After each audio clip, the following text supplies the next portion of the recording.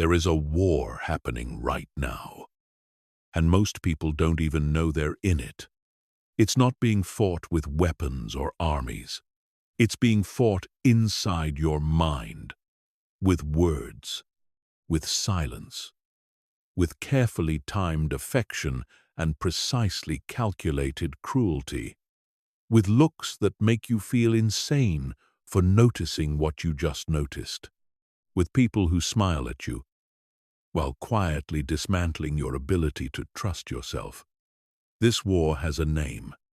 It's called psychological manipulation. And the terrifying truth is that the most dangerous players in this game don't look like villains. They look like your partner, your boss, your closest friend. Sometimes they look like the most charming person in the room. This video is not about making you paranoid. It is about making you powerful. Because the single greatest defense against psychological manipulation is knowledge. Once you can see the game, you cannot be played by it. So, stay with us, because what you're about to learn might be the most important thing you've ever heard. Chapter 1. What dark psychology really is, and why you've already been a target.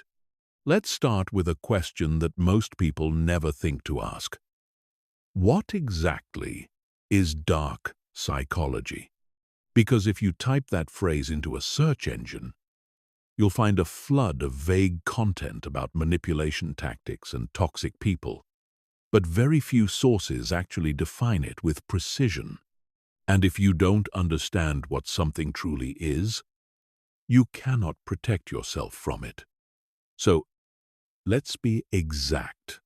Dark psychology is the study and application of psychological principles for the purpose of influencing, controlling, or exploiting another person's thoughts, emotions, behaviors, or perceptions without their knowledge or consent, and almost always against their own best interests. It is the deliberate weaponization of human psychology. Now that definition matters because it draws a very important line. Not all influence is dark psychology. A good teacher influences your thinking. A coach influences your behavior. A loving partner influences how you see the world. These are forms of social and emotional connection that are transparent, mutual, and ultimately beneficial to both people. Dark psychology is different. It is hidden. It is one-sided. And it is designed to serve the manipulator at the direct cost of the person being manipulated. That cost might be emotional, financial, social, or psychological. But there is always a cost. The target always pays. Now, here's the part that should stop you cold. You have already been a target. Not maybe, not possibly. You have. Every single person watching this has been on the receiving end of psychological manipulation at some point in their life. The only question is whether you recognized it at the time. And statistically, you almost certainly did not. That's not an insult. That is simply the nature of how these tactics work. They are designed to be invisible. They are built to feel normal, to feel like your own thoughts and feelings, not something being done to you. Think about a time when someone made you feel guilty for something you shouldn't have felt guilty about at all. Think about a moment when you walked away from a conversation feeling confused, smaller, or somehow like you had done something wrong, even though you couldn't quite name what.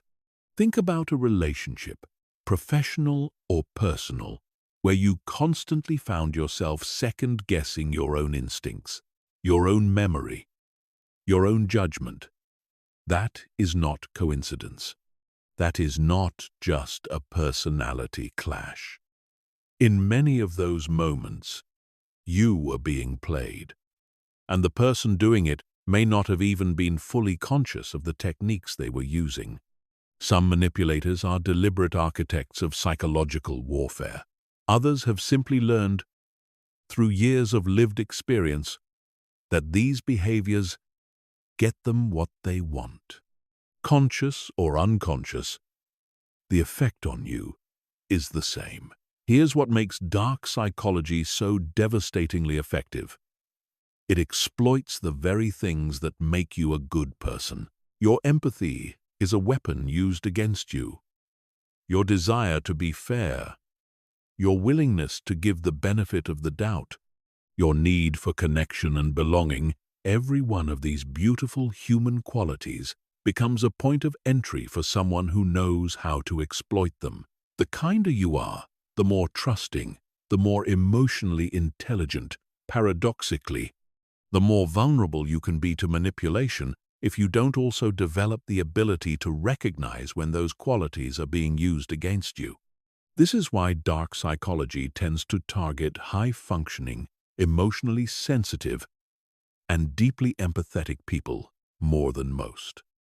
Not because they are weak, precisely because they are strong in the ways that matter to real human connection.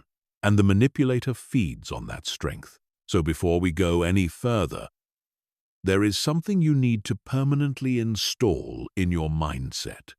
Knowing that manipulation exists, knowing what it looks like, and knowing how to respond to it does not make you cynical or cold. It does not mean you have to stop trusting people or close your heart. What it means is that your trust becomes intelligent. Your empathy becomes protected. Your kindness becomes a choice, not a vulnerability. The goal of everything in this video is not to turn you into a suspicious, guarded, emotionally shut down version of yourself. The goal is to turn you into someone who is genuinely free, someone who can connect deeply, trust wisely, and walk away from anyone who tries to use your own humanity as a weapon against you. Now, let's start breaking down exactly how they do it.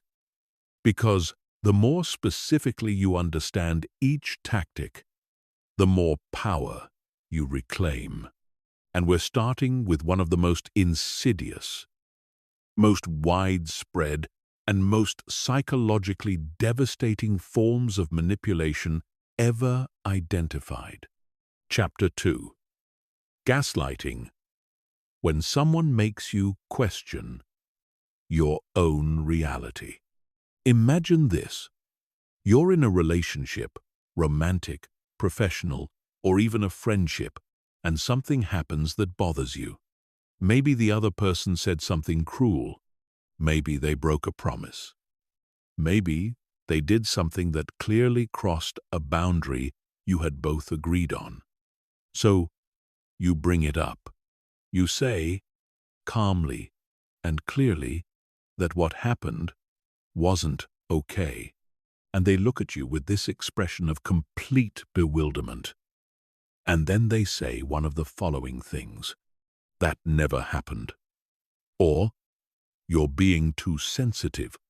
Or, I never said that. You're imagining things. Or, you always do this.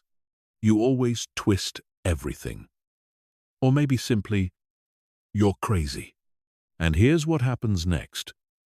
And this is the part that is crucial to understand.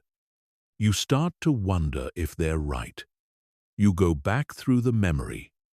You question your own perception of the event. You think, maybe I misheard. Maybe I am overreacting.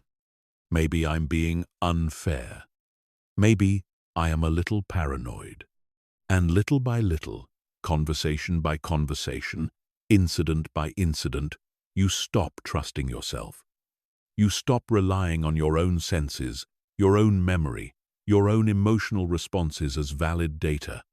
You start outsourcing your reality to someone whose entire strategy depends on you not being able to trust your own mind. That is gaslighting.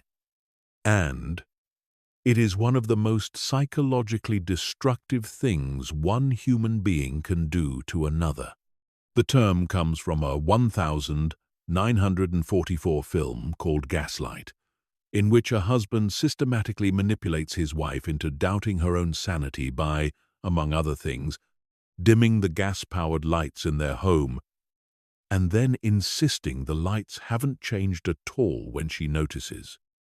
He is not just lying to her. He is engineering a reality in which her perception of the world becomes unreliable to her. He is making the truth itself feel unstable. This is exactly what gaslighting does in real life. And it doesn't have to be as dramatic as the film. In fact, the most common forms of gaslighting are quiet and cumulative. They build slowly over time. So slowly that by the time you realize how lost you are, you can barely remember what it felt like to trust yourself. Let's look at the specific techniques gaslighters use, because naming them is the first step to diffusing them. The first is flat denial. This is the most direct form. You say, "You told me you would be there." They say, "I never said that." Full stop, no elaboration. Just a clean, confident rejection of your memory. And because they say it with such certainty, because there's no hesitation, no guilt, no flinching, you begin to wonder if perhaps you heard wrong. You didn't. But the confidence with which they deny it is designed to override your confidence in your own recollection. The second technique is minimization. This is when they don't deny the thing happened, but they completely dismiss the significance of it and, more importantly, of your response to it. You're making a big deal out of nothing. You're too emotional. You're so dramatic. Other people would just let this go. This technique is particularly effective because it attacks not just your perception of events, but your reaction to them. It makes you feel that even if the thing happened, the problem is you for caring about it. Over time, you learn to suppress your emotional responses before they can be dismissed again. You start minimizing yourself before someone else can do it for you. And when that happens, the gaslighter has won a permanent victory because now you are doing their work for them. The third technique is diversion. When confronted, the gaslighter shifts the conversation to something entirely different, usually to your character or behavior in some other context. Why are you always bringing up problems? Every time I try to have a good day, you start with this. You want to talk about problems. Let's talk about what you did last week. Suddenly, you are no longer discussing the original issue. Now you are defending yourself. Now you are the one explaining and justifying. The original grievance disappears into the noise, and the gaslighter escapes accountability entirely. The fourth technique is counter-accusation. This is the escalated version of diversion. Not only do they deflect, they turn the entire dynamic around. You become the abuser.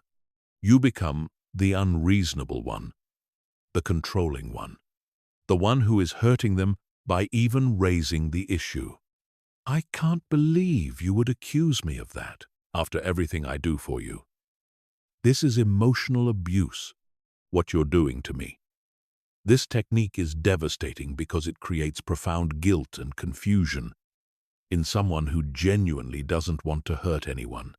And it's especially effective on empathetic people, precisely because they take the accusation seriously. They stop and genuinely ask themselves, "Am I the problem?" And while they're asking that question, the gaslighter slips away free. The fifth technique is the social extension of gaslighting, which is recruiting others. Advanced gaslighters don't just work on you one-on-one. They build what is sometimes called a chorus of confirmation. They spend time before and after conflicts telling mutual friends, family members, or colleagues a version of events that casts you as unstable, irrational, or difficult. So when you eventually reach out to someone in your social circle for validation, you find that they already see you through the lens the gaslighter has prepared for them. "Oh," she said, "you've been going through a hard time and getting paranoid. He mentioned you've been really stressed and taking it out on people. Now, not only are you doubting yourself, but the people around you are doubting you too." The gaslighter has outsourced the work. So how do you protect yourself? The answer is documentation and grounding. Document things, not because you are building a legal case, but because written records, dated messages, saved emails, and even private journal entries give your memory an anchor. Gaslighting works by making your memory feel slippery and unreliable. A written record makes it solid. When you can go back and see, in your own words, what was said and when, the manipulator's confident denials lose their power. Ground yourself in the responses of trusted outside voices. Not to seek permission for your feelings, but to reality check your perception. If you describe a situation to 3 people whose judgment you trust, and all 3 of them say, "That sounds really messed up," you are allowed to trust that. You are not paranoid. You are not dramatic. You are not crazy. If your gut has been saying something is wrong for weeks or months, and you keep talking yourself out of it, the issue is not your gut. The issue is who has been teaching you not to listen to it. And here is the most important principle of protection against gaslighting.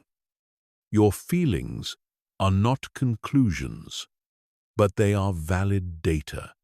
You do not have to have airtight proof that something happened to be allowed to feel hurt by it. You do not have to win a debate to know that something is wrong. The moment a person in your life consistently makes you feel like your perception of reality is broken, that person is the problem, regardless of how confident, charming, or certain they seem. Trust yourself first. Verify later. But never let someone override your senses so completely that you forget they ever spoke. Chapter 3. Love bombing and devaluation, the sweetest trap ever built. You meet someone, and it feels like nothing you've ever experienced before. They pursue you with an intensity that is almost overwhelming. They text you constantly. They tell you, within days or weeks, that you are extraordinary, that you are different from anyone they've ever met, that they've never felt this way before. They make grand gestures. They make plans for the future. They seem to really see you in a way that nobody else ever has. They say things like, "I've been waiting for someone like you my whole life." They seem completely captivated, obsessed even. And you think, finally someone who actually gets me. Finally someone who shows up the way I've always wanted to be shown up for. Finally, this. What you don't know yet is that you have just walked into the most expertly designed trap in the psychological manipulation playbook. What you have just experienced is called love bombing, and the purpose of it has absolutely nothing to do with love.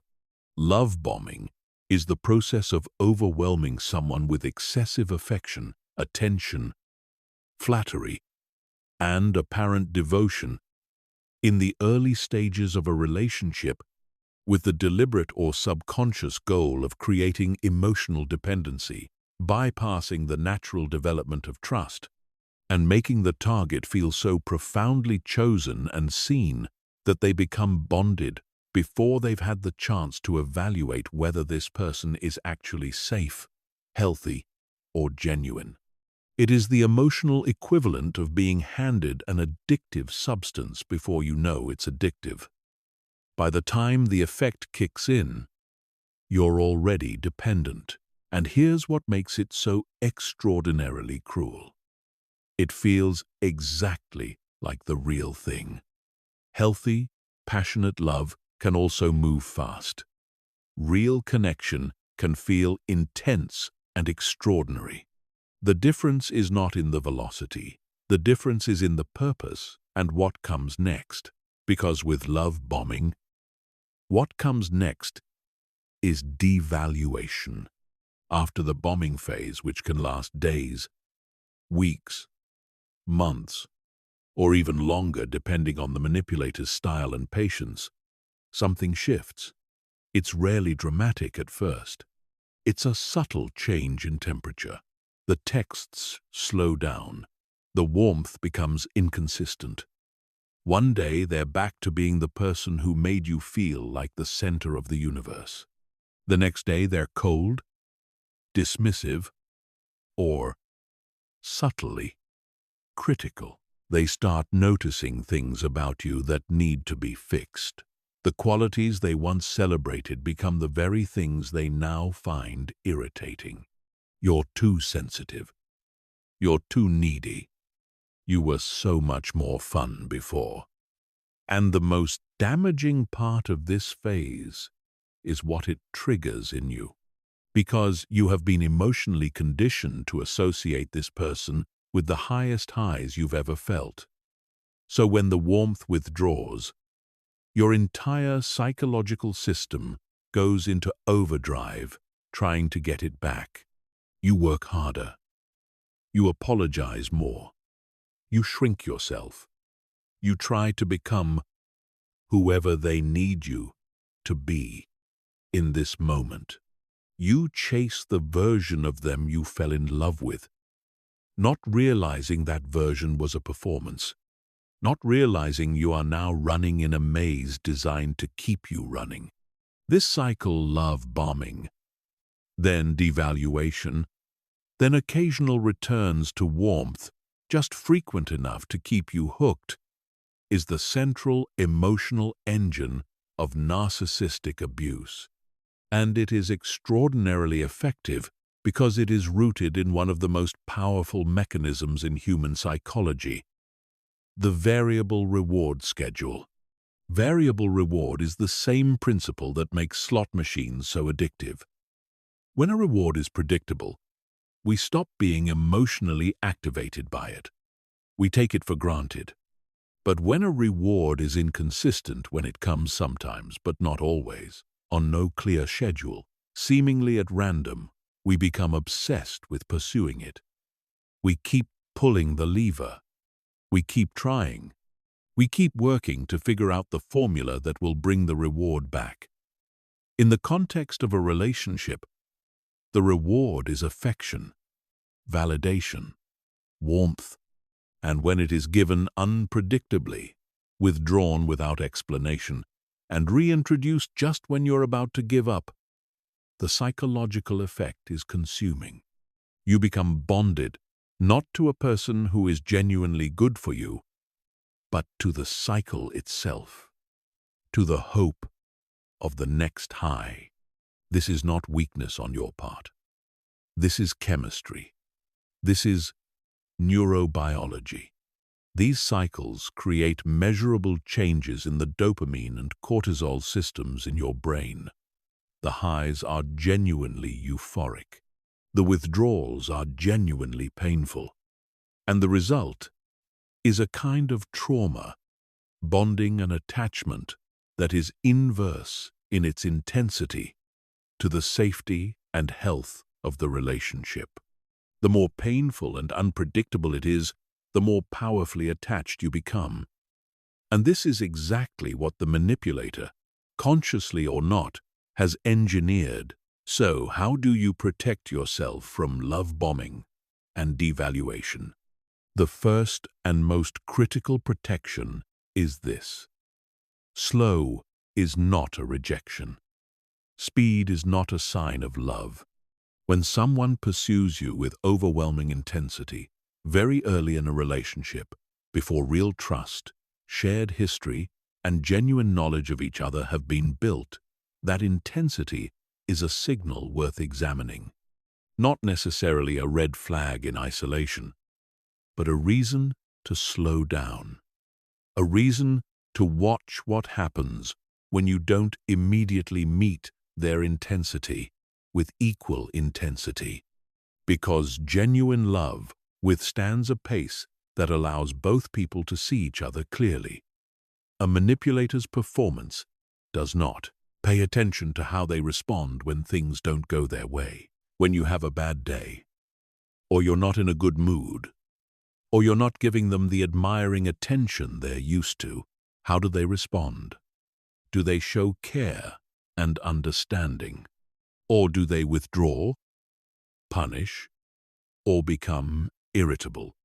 That response will tell you more about who they are than months of perfect dates ever will. Watch for the pattern of inconsistency. Love bombers are not consistently wonderful people who occasionally have bad days. They are people whose behavior oscillates between extremes in ways that have no clear external cause. The shift is internal. It's strategic, and if you chart it over time, you'll find it follows the cycle. Pursue, bond, devalue, restore, repeat. See the cycle. Name the cycle. Because once you can see it clearly, you can step out of it. And finally, protect your self-concept fiercely during a relationship. If you find that over the course of months, with someone your confidence has shrunk rather than grown, your sense of self has become blurrier rather than clearer, and your emotional state has become more dependent on their moods than your own. Those are not small things. A person who genuinely loves you makes you more yourself, not less. They do not require you to become smaller to make room for their performance. Chapter 4. Darvo, how abusers turn the tables and make themselves the victim. There is a moment that almost anyone who has ever been in a relationship with a manipulative person knows intimately. You've done it. You've worked up the courage, the clarity, the emotional energy to confront them. You've chosen your words carefully. You've told yourself you're not going to be deflected this time. You're going to hold your ground. You're going to say what needs to be said, and you are going to be heard. And then you say it. And within seconds, not minutes, seconds, you're no longer the one confronting.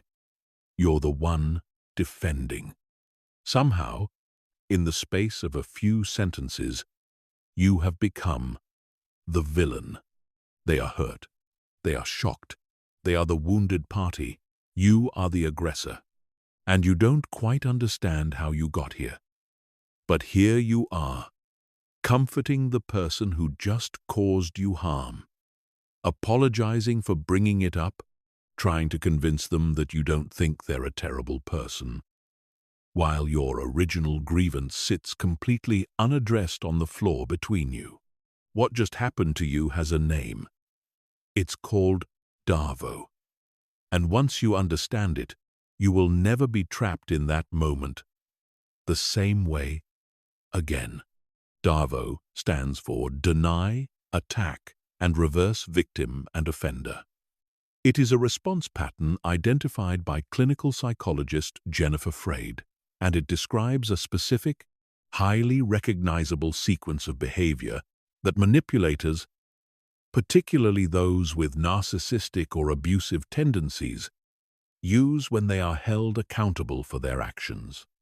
And the reason it works so devastatingly well is that it exploits the exact moment when you are at your most emotionally invested, the moment when you actually care enough to speak up. Let's break the acronym down in full detail, because understanding each component is essential to recognizing when it's being used on you in real time.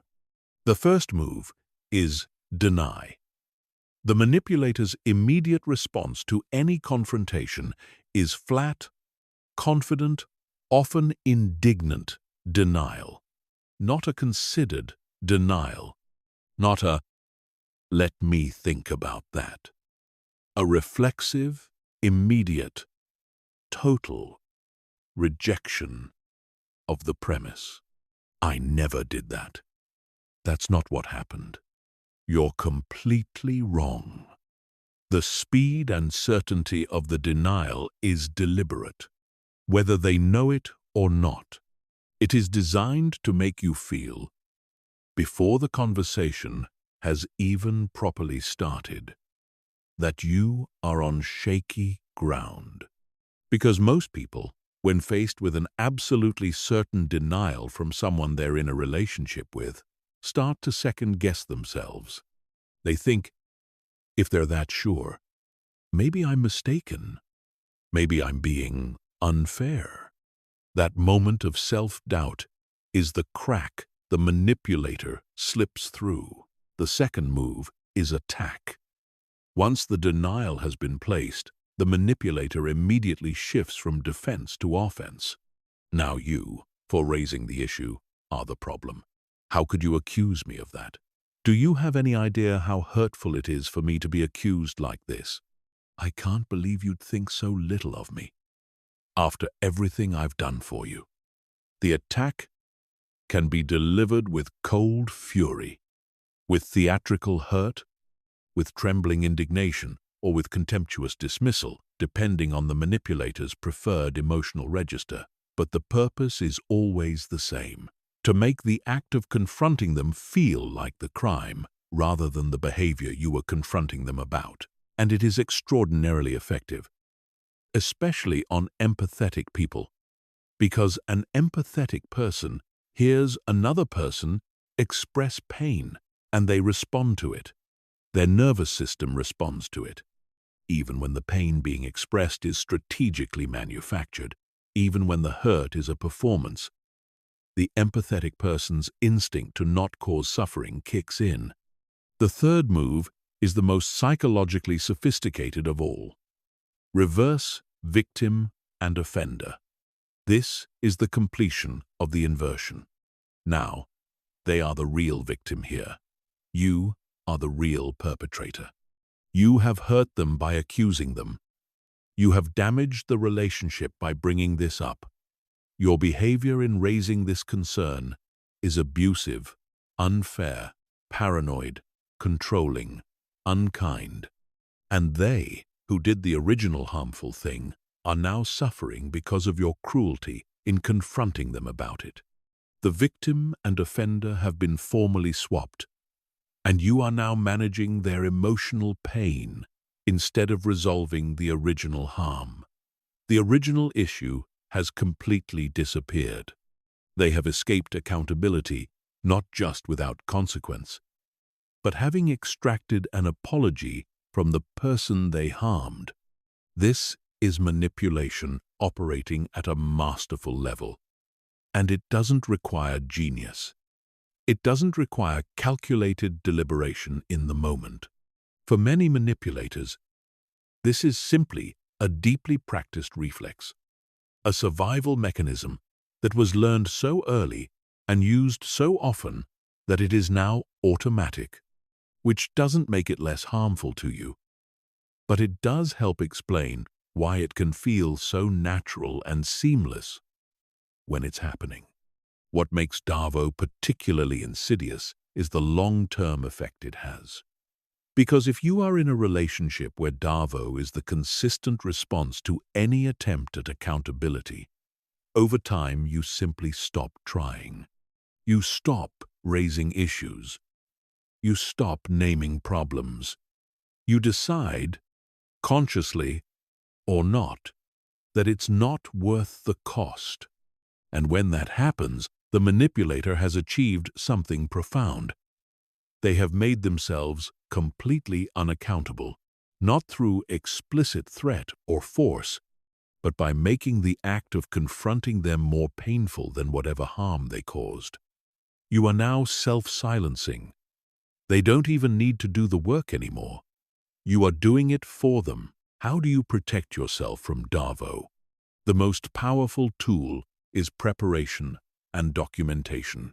Before you enter a confrontation with someone who has used this pattern before, write down clearly, in advance, what happened, how it affected you, and what you need. Not to read from a script, though sometimes that helps, but so that the original issue exists on paper, anchored outside your head. Because when the attack and reversal come, your mind will be flooded with emotion and confusion. Having the original issue written down means you can return to it. You can hold it. You can say, I hear that you feel hurt by this conversation. I also know that I came here to discuss a specific thing, and I need to stay on that. Learn to name Davo when it happens, out loud, calmly, without accusation. I notice that we started talking about X, and we've now shifted to my character. I want to come back to X. You don't need to call it Davo by name. You just need to gently, persistently keep bringing the conversation back to the original issue. A manipulator using Davo will escalate, redirect, and dramatize. Your job is not to match their energy. Your job is to maintain the thread of the original conversation with quiet, unshakable consistency. And understand that someone who consistently uses Davo when confronted is not someone who has the capacity or the willingness to be accountable. You cannot love them into accountability. You cannot argue them into it. You cannot find the right words that will make them finally see. If Davo is the consistent pattern, the protection is not a better confrontation strategy. The protection is distance. Chapter 5. Social proof manipulation: how crowds are used as weapons against you. Human beings are deeply, profoundly, and inescapably social animals. This is not a character flaw. It is one of the most brilliant features of our species. Our ability to take social cues from each other, to calibrate our behavior based on the behavior of the group, to learn from collective experience rather than having to discover everything alone. This is the mechanism that allowed small, relatively fragile creatures with no claws, no fangs, and no natural armor to become the most dominant species on the planet. Social proof.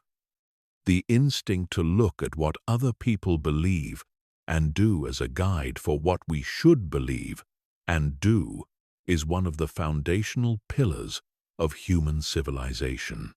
And it is one of the most weaponized psychological mechanisms in the manipulator's entire arsenal. Here is how it works at its most basic level. When you are unsure how to behave, what to believe, or how to evaluate a situation, you look to others. You look at how people around you are reacting, what the group consensus seems to be, what the majority of voices in your environment appear to think. And this is entirely rational. Social information is real information. If you walk into a restaurant and every table is full, that is data. If you walk into a restaurant and there are two people sitting nervously near the door, that is also data. The crowd is telling you something, and it would be foolish not to listen at all. But what happens when the crowd has been manufactured? What happens when the consensus has been staged? What happens when the voices of authority or agreement around you have been specifically arranged by someone who wants to use your natural social instincts to control you? That is social proof manipulation, and it is everywhere. It operates at the scale of global propaganda campaigns and at the scale of a single toxic relationship. The mechanics are identical. Only the arena changes. Let's start at the personal level, because this is where most people are most vulnerable and least defended. One of the most common forms of social proof manipulation in personal relationships is what's sometimes called the tribunal dynamic. This is when a manipulator, before or after a conflict with you, works to build a consensus in your social circle that positions you in an unfavorable light. They tell the story first. They frame the events in a way that makes their behavior reasonable and yours suspicious, irrational, or hurtful. And because they got there first, because they built the frame before you had the chance to share your perspective, the people around you have already formed an impression. When you eventually try to talk about what happened, you find the conversation strangely resistant. People seem already to have an opinion. They seem sympathetic to the other person in ways you don't quite understand. You sense a wall, even from people you thought you could trust. This is not paranoia. This is social proof manipulation in action. The crowd that you were going to turn to for reality testing has already been preloaded with a narrative that serves your manipulator's interests. A related technique is what's known as triangulation through social proof, using a third party, real or implied, to validate the manipulator's position and undermine yours. I talked to my sister about this, and she thinks you're being unreasonable. My entire friend group couldn't believe it when I told them what you did. Even your own mother said you have a problem with overreacting. Whether or not these conversations actually happened, whether or not they happened the way the manipulator is describing, the effect is the same. Suddenly, you are not just disagreeing with one person, you are disagreeing with a crowd. And our instinct, deep and powerful, is to assume that when enough people agree, the probability is that they are right. So we defer. We soften our position. We wonder if perhaps we should reconsider. We yield not because we've been reasoned into it, but because the social weight feels too great to resist. At a larger scale, social proof manipulation is the core mechanism of cult dynamics, propaganda systems, and authoritarian social control. The key feature is always the same: the engineering of apparent consensus. Not the existence of genuine agreement, but the appearance of it. And the appearance is enough. The appearance is usually enough. In online environments, social proof manipulation has achieved an efficiency and scale that would have been unimaginable to previous generations. Manufactured approval in the form of inflated metrics, coordinated mass response campaigns, and the deliberate amplification of minority positions to make them appear mainstream are now standard tools of influence operations, marketing strategies, and political campaigns. When you see a certain idea, candidate, product, or belief appearing constantly across all your feeds, being endorsed by people across your social network, generating overwhelming apparent consensus, the reflex is to assume that this is organic, that this reflects reality, that this many people can't possibly be wrong, but they can. And in many cases, it is not even people whose responses you are seeing. It is an engineered social environment designed to feel like a crowd. The deeper you understand this principle, the more clearly you see that the question is never simply, what does everyone else think? The question is always, who arranged for everyone to think this? And what do they gain by me believing it? How do you protect yourself from social proof manipulation? The first defense is developing what might be called independent epistemology. That is a complex phrase for a simple idea. Knowing how you know what you know. Before you accept a belief, before you change your position on something, before you defer to an apparent consensus, ask yourself, what is the actual evidence here? Not what is the social weight of the position, not how many people seem to believe it. What is the actual, verifiable, direct evidence?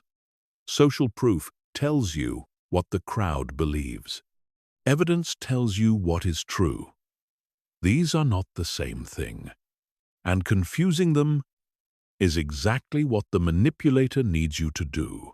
The second defense is temporal separation. When you are in conflict with someone and they deploy social proof, everyone agrees with me. I talk to all our friends and they all think you're wrong. Do not respond to the social claim in not the heat of the moment. Take the time, separately and without that person's influence, to talk to those individuals directly, not to build a counter-coalition, not to win a political battle, simply to get unmediated information, to hear for yourself, from the source, what those people actually think, in their own words, without another person having pre-framed the conversation. Third, build a small, trusted inner circle of people who have no relationship with your manipulator. People outside the social ecosystem where the manipulation is happening. People who can offer you a clean perspective, not because they know all the details, but because they know you well enough and have good enough judgment to tell you honestly whether what you're describing sounds like something is wrong. When your social world has been infiltrated and preloaded with a narrative, you need at least some anchors outside that world. And finally, remember this. Genuine consensus doesn't need to be announced. When something is truly agreed upon by the people in your life, you know it over time, through organic conversation, through consistent behavior, through the quiet weight of shared experience. When someone is telling you that everyone agrees with them, performing the consensus rather than letting you encounter it naturally, that performance is itself information. It tells you that the consensus may not be as real as it's being presented, and it tells you that someone needs you to believe it is. That need is worth examining very carefully. Chapter 6. False Scarcity and Urgency. The clock that was never real. There is a pressure that most of us have felt at some point, in some form, that is almost impossible to describe from the outside, but completely recognizable the moment you're inside it. It is the feeling that you have to decide now, that if you don't act immediately, something will be lost, that the window is closing, and if you hesitate even a moment too long, you will miss something you cannot get back. This feeling has a physical dimension. You feel it in your chest. You feel it in the way your thoughts suddenly become less clear, less patient, less capable of stepping back and asking the question that would protect you the most. Is this actually as urgent as it feels? The answer, far more often than you realize, is no. The urgency is constructed, the scarcity is manufactured, and you are being moved toward a decision before your rational mind has had the time to catch up with your emotional one. This is the tactic of false scarcity and false urgency. And it is one of the most widely used, most comprehensively researched, and most potent manipulation strategies in existence. It is used by predatory salespeople, by authoritarian leaders, by abusive partners, by high-pressure recruiters, and by every algorithm on every social media platform that has ever shown you a countdown timer. The scale changes. The psychology does not. To understand why it works so effectively, you have to understand a fundamental principle of human decision-making. We are built to prioritize loss over gain. This is one of the most robustly replicated findings in behavioral psychology and behavioral economics, associated particularly with the work of Daniel Kahneman and Amos Tversky. Human beings are roughly twice as emotionally activated by the prospect of losing something as they are by the prospect of gaining the equivalent thing. Losing $20 hurts approximately twice as much as gaining $20 feels good. This asymmetry is not irrational. Evolutionarily, it made perfect sense. In an environment of genuine scarcity, the organism that responded more urgently to potential losses survived more reliably than one that was equally motivated by gains and losses. The problem is that we now live in an environment that is nothing like the one that shaped this psychological architecture. And manipulators know how to reach back into that ancient wiring and pull. When a manipulator deploys false scarcity, they are doing something very specific. They are creating the perception, sometimes entirely fictional, that a resource, opportunity, relationship, or state of affairs is limited in availability, and that you are in danger of losing access to it. This activates your loss aversion system. Suddenly, your decision-making process is not calm, considered, and thorough. It is driven by the desire to not lose the thing. And when loss aversion is running the show, critical thinking takes a back seat. When false urgency is layered on top of this, the effect is compounded. Now, not only is the thing scarce, but the window in which you can act is closing. The combination of scarcity and urgency effectively jams the neural circuitry that would otherwise give you the space to ask, do I actually want this? Is this genuinely as good as it's being presented? What am I not being told? What happens if I say no and wait? The manipulator needs those questions to not be asked. So they create conditions in which there is no time for questions. They manufacture a crisis that demands an immediate answer. And then they stand at the exit of that crisis, holding whatever it is they want you to agree to. In commercial and financial contexts, the signs of this tactic are relatively easy to spot once you know the pattern. This price is only available for the next 20 minutes. We only have 3 of these left. I have another buyer who's very interested. This opportunity closes at midnight. These are among the most commonly deployed false urgency triggers in existence, and research consistently shows that they work even when people are consciously aware that they might be manipulative. The emotional system responds before the rational one can intervene. But here is where it becomes much darker and much harder to recognize. The same tactic is deployed with devastating effect in personal and intimate relationships. And, in those contexts, it is far less obviously manufactured. A controlling partner who senses you are pulling away may suddenly present a crisis, emotional, financial, physical, relational, that demands your immediate attention and prevents you from following through on creating distance. An emotionally manipulative friend may choose the exact moment you are considering whether the relationship is worth maintaining to appear in their most desperate state, triggering your caretaking instinct and making it feel cruel and impossible to step back right now. A manipulative employer may consistently create situations in which there is always an emergency, always a deadline, always a reason you cannot possibly take time for your own needs right now, establishing a permanent atmosphere of urgency that keeps you reactive, exhausted, and unable to think clearly about what you actually want. In each of these cases, the manufactured urgency is not about a real crisis. It is about preventing you from thinking. And the prevention of thinking is always in service of something the manipulator wants but could not get if you had time to be calm and deliberate about it. The protection against this tactic begins with a single, deceptively simple practice: pausing, deliberately, consciously, and sometimes in defiance of enormous social pressure, choosing not to decide right now.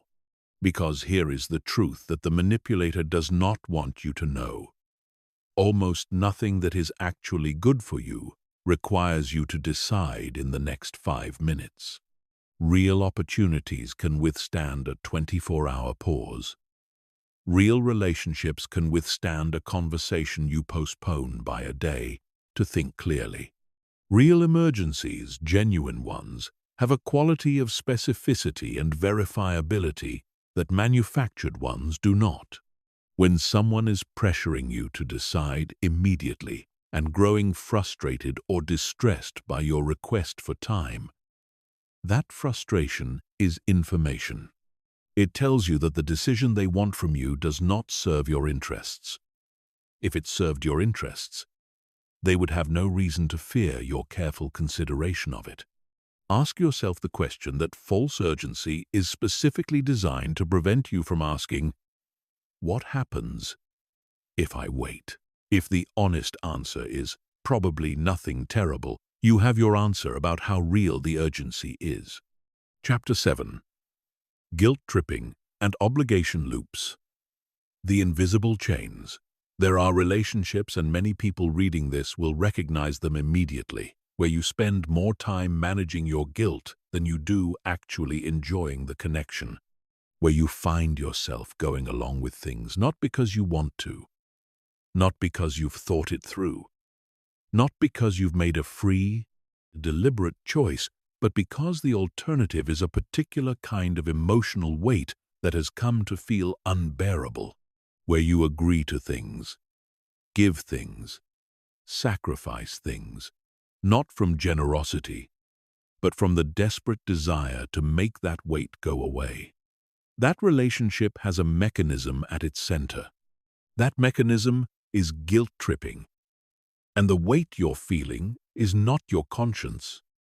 It is a chain that someone else put there. Understanding the difference between genuine guilt and manipulated guilt is one of the most important psychological distinctions a person can make. Because genuine guilt is a healthy and necessary human experience. It is the signal your moral compass sends when your actions have genuinely violated your values or harmed someone you care about. That guilt has a purpose. It motivates repair, accountability, and growth. It points clearly at something you did and says, "This was wrong, and you have the capacity to make it right." Genuine guilt is clean, even when it's painful. It has a shape and a resolution. Manipulated guilt is something else entirely. It is diffuse rather than specific. It is permanent rather than resolvable. No matter what you do, no matter how much you give, no matter how completely you contort your life to address it, it does not go away. Because it was never about your actual wrongdoing. It was placed there to control your behavior. And a control mechanism, by design, does not release you when you've done enough. It releases you only when it needs to, and only just enough to keep you in the loop. Let's look at the specific tools of the guilt tripper in detail. Because Recognizing them in real time is what breaks their power. The first tool is the suffering display. This is when the manipulator communicates through words, body language, sighs, silences, or tears that they are suffering as a result of your actions or your choices. The suffering may be real, the pain may be genuine, but the purpose of communicating it in this specific way, at this specific moment, is not to share vulnerability. It is to create a connection in your mind between your behavior and their pain. Every time you do this, I feel so hurt. I just feel like I'm not a priority to you. Sometimes I wonder if you even care about what this does to me. These statements are delivered not as invitations to honest as Crostons dialogue, but as emotional invoices. You are expected to pay. The currency is compliance. The second tool is the sacrifice inventory. This is the explicit or implicit recounting of everything the manipulator has done for you, everything they have given up, everything they have endured, deployed at the moment when you are being asked to do something you are hesitant about or declining. After everything I've done for you, I gave up so much to be here for you. I've never asked you for anything. I've always supported you. And now, when I need this one thing, the purpose is to create a ledger in your mind where their contributions are elevated, and your needs, objections, or limits become the evidence of your ingratitude or selfishness. The ledger is almost never accurate, and even when some of the entries on it are real, they do not constitute a debt that obligates you to abandon your own needs or judgment. But the ledger triggers something, the desire to be fair, to not be the kind of person who takes without giving, and the manipulator exploits that desire with precision. The third tool is the hypothetical victim. This is when the manipulator frames your choice as one that will cause direct harm to them or to others. If you don't do this, I don't know what will happen to me. I just won't be okay if you're not there. Do you realize what this is going to do to the family? The hypothetical victim strategy is particularly insidious because it is almost impossible to counter without seeming cruel. How do you say, "Your potential suffering is not my responsibility," to someone who is presenting themselves as devastatingly vulnerable, especially when you care about them, especially when you genuinely don't want them to suffer? The answer is not easy, but it matters. Because a person who consistently uses the threat of their own suffering to prevent you from exercising your own autonomy has made your autonomy a hostage. The fourth tool is the obligation loop, which is the structure that holds all the other tools in place. An obligation loop is created when a manipulator establishes a pattern in which your receipt of something, their time, their affection, their help, their approval is consistently and always followed by a demand that creates a debt. The gifts are never free. The help is never unconditional.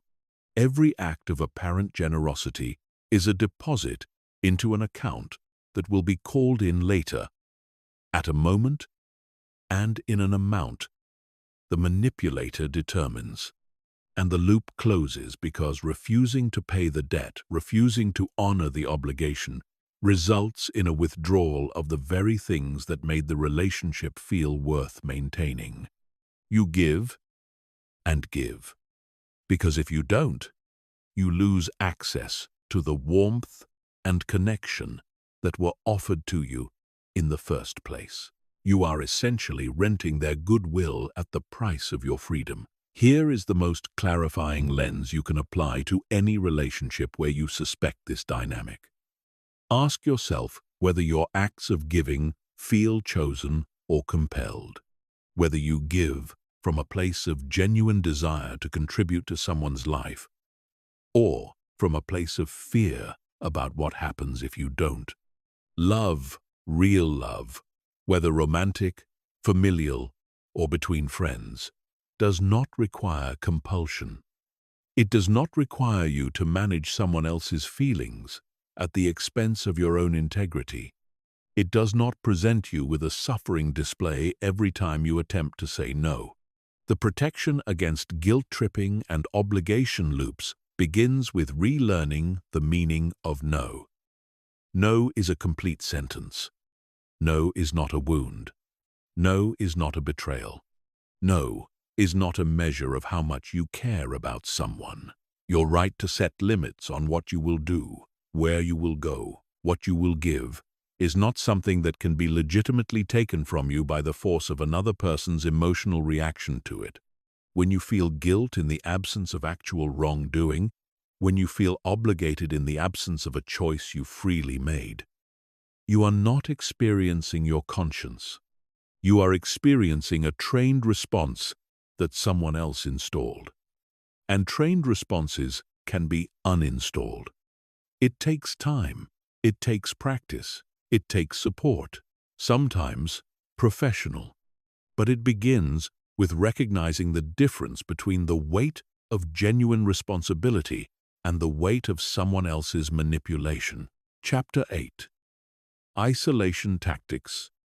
How manipulators cut the wires. There is a progression that almost every survivor of a psychologically abusive relationship describes when they look back. It didn't start dramatically. It didn't start with obvious control or explicit demands. It started with small, individually reasonable-seeming movements that, over months or sometimes years, had the cumulative effect of narrowing the world. Friends seen less often. Family gatherings attended with increasing tension and decreasing frequency. Colleagues kept at a careful professional distance. Activities and hobbies that once provided independent identity and joy gradually let go. First reluctantly, then almost automatically. Until one day, and this day often comes as a genuine shock, they look around and realize that the person who has been causing them harm is also the only person in their life. Every social wire has been cut. Every exit is blocked. The support network that might have provided perspective, reality checking, or a safe place to land no longer exists. And now the manipulator has what isolation always delivers: total, uncontested access. Isolation is not a side effect of abusive relationships. It is a strategy, deliberate or instinctive, conscious or automatic. It does not matter. The function of isolation is to remove every competing voice, every alternative perspective, every relationship that might give the target the resources, the confidence, or the reality check necessary to resist or leave. And it is executed with remarkable patience and ingenuity by those who use it. Because a manipulator who announces on day one, "I intend to separate you from everyone you love," would be left immediately. So it doesn't look like that. It never looks like that.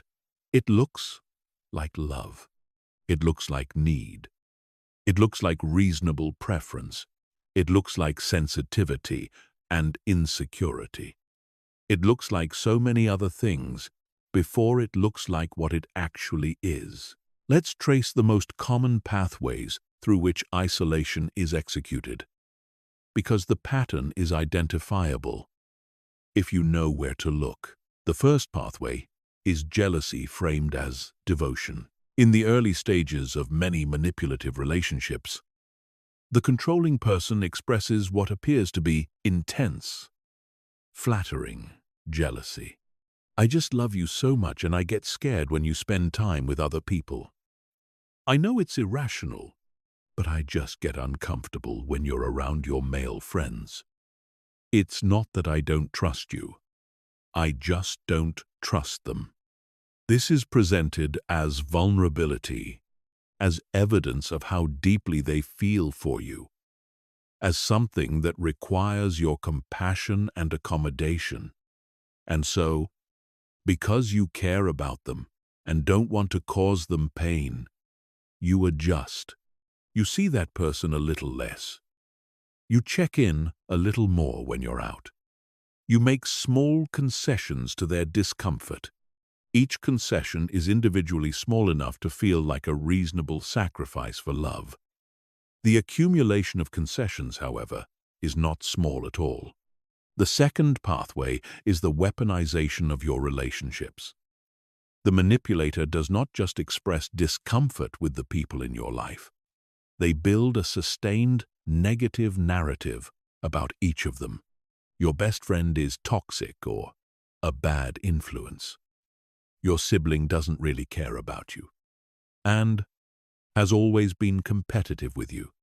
Your colleagues can't be trusted and are definitely talking about you behind your back. Your parents never really understood you, and their opinion shouldn't matter so much to you at your age. Each of these statements is delivered with apparent concern for your well-being. Each one is designed to preemptively discredit the person's voice before you have the chance to go to them for perspective. Over time, the manipulator has performed a kind of character assassination of everyone in your support network, and all of it has been done in the name of protecting you from people who are actually harmful. The result is that you begin to see your support network through the manipulator's eyes. You begin to find their company less comfortable, their opinions less trustworthy, their presence less nourishing. You pull away, not because they have done anything wrong, but because they have been systematically repackaged as threats. The third pathway is time monopolization. The manipulator does not necessarily forbid your other relationships explicitly. They simply ensure that every available unit of your time and energy flows to them. There are always plans when your other connections try to reach you. There are always needs that demand your attention. There is always a crisis, an emotional emergency, a moment of particular fragility that makes it feel selfish or even cruel to prioritize anything else. And because these aren't explicit demands but rather emotional realities that keep arising, you genuinely don't want to leave someone in distress. You genuinely feel the pull of the emergency, you accommodate them. And your other relationships, deprived of your time and attention, quietly atrophy. The people who love you stop calling as often. They assume you're busy. They respect what they interpret as your choice. They don't know that your availability was taken from you, not freely given away. The fourth pathway is geographic and structural isolation. This is the most explicit form, and often comes after the earlier stages have already reduced the social network significantly. Suggestions to move away from your city, your country, your familiar context, a new home that is inconveniently far from the people you know, a financial arrangement that removes your independent economic resources and makes you practically dependent on them for mobility, employment arrangements that limit your exposure to the outside world. Each of these moves is usually presented as a practical decision, a shared opportunity, a financial necessity, or an expression of their desire to build a life with you. The effect is the removal of every remaining foothold outside the relationship. Here is the diagnostic question.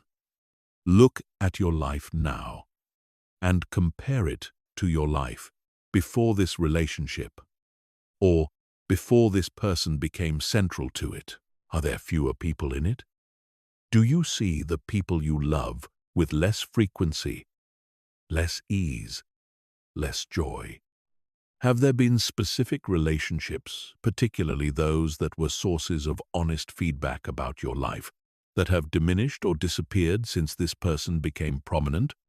Has the version of yourself that existed independently with interests, friendships, a sense of yourself that had nothing to do with them, has that version contracted? If the answer to most of these questions is yes, you are looking at the footprint of isolation. The protection begins with the recognition that maintaining your independent social network is not a betrayal of any intimate relationship. It is a necessity. It is not something you owe the person who wants to isolate you to give up. A person who genuinely loves you does not need you to be alone in the world except for them. They do not benefit from your isolation. They are not comforted by the cutting of your social wires. Anyone who expresses relief when your friendships diminish, who is visibly more comfortable, the fewer outside voices you have access to, is someone whose relationship with you deserves the most serious examination you can give it. Because that comfort, in someone who claims to love you, tells you exactly what the love is for. Actively protect your relationships. Schedule them.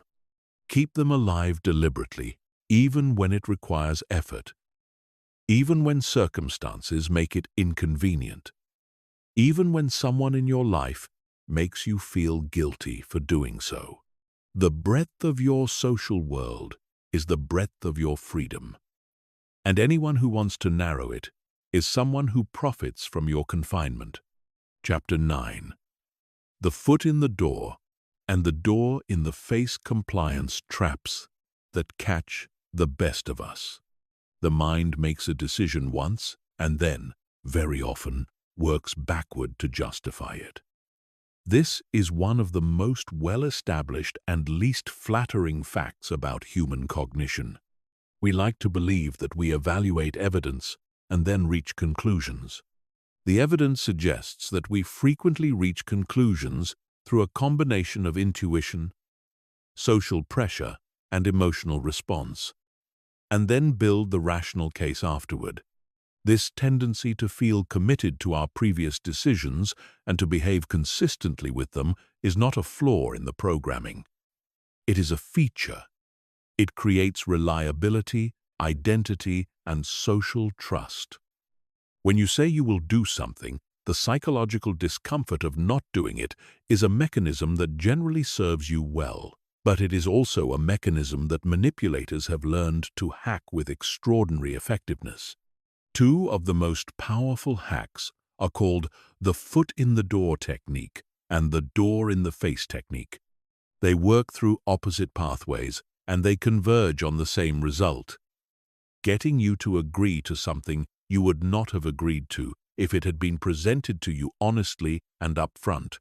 Let's start with the foot in the door, because it is the more commonly used of the two, and it operates in more contexts than most people realize. The foot-in-the-door technique works by first securing a small, easy, low-cost commitment from you, and then using your commitment to that small thing as a lever to extract progressively larger commitments later. It exploits the consistency principle, your psychological need to behave in alignment with your previous choices and your stated identity.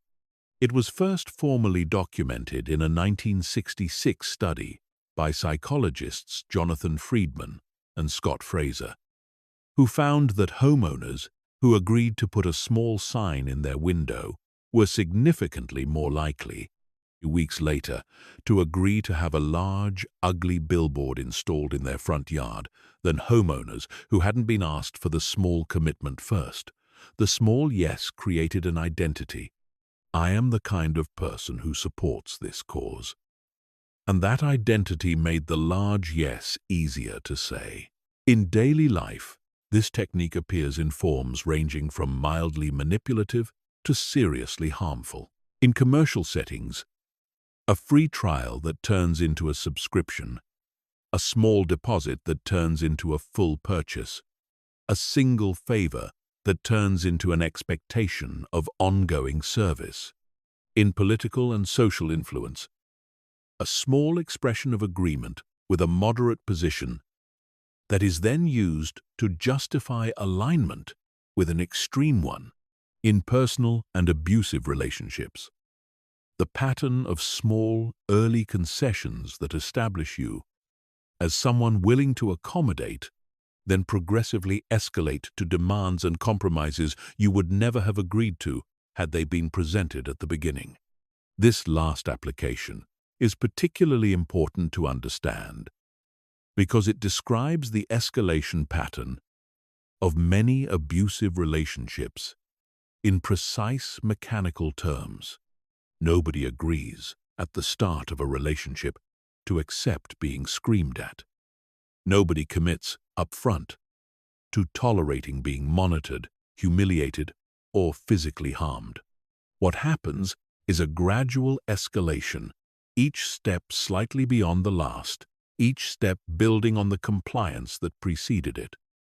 The foot is in the door. The door is incrementally being pushed open, and at each stage, the target's identity as someone who has already tolerated this much, already given this much, already stayed this long, becomes a psychological anchor that makes it harder to step back and refuse what comes next. This is why a pattern of escalating behavior in any relationship where the demands grow, the boundaries shift, and the things you're being asked to accept become progressively more extreme, is one of the most important warning signals that exists. Not because any individual step, in isolation, is necessarily alarming, but because the pattern tells you where the trajectory leads. If you continue to let each small step establish the baseline for the next. Now let's turn to the door-in-the-face technique, which works through a completely different, and in some ways, more elegant psychological mechanism.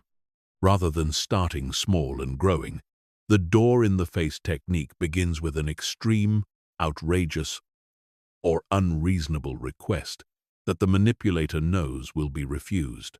The refusal is not a failure. It is the setup, because immediately after the refusal, the manipulator presents what appears to be a much more reasonable, much more modest alternative request, the one they actually wanted in the first place. And because you have just said no to something enormous, because you feel the social and emotional pull of reciprocity, they conceded something. They came down from their initial position. They compromised. You are psychologically primed to say yes to the smaller request. Even if, in isolation, the smaller request is still something you would have refused. The comparison makes it feel reasonable. The apparent compromise makes reciprocating feel like the fair and socially appropriate response. This technique was also rigorously documented in social psychology research and has since been applied in negotiation, strategy, sales, parenting, political lobbying, and abusive relationship dynamics. In a negotiation context, it is the reason many experts recommend opening with an offer that is more extreme than your actual target, not because you expect it to be accepted, but because it anchors the other party's perception of what is reasonable and makes your actual goals seem modest by comparison.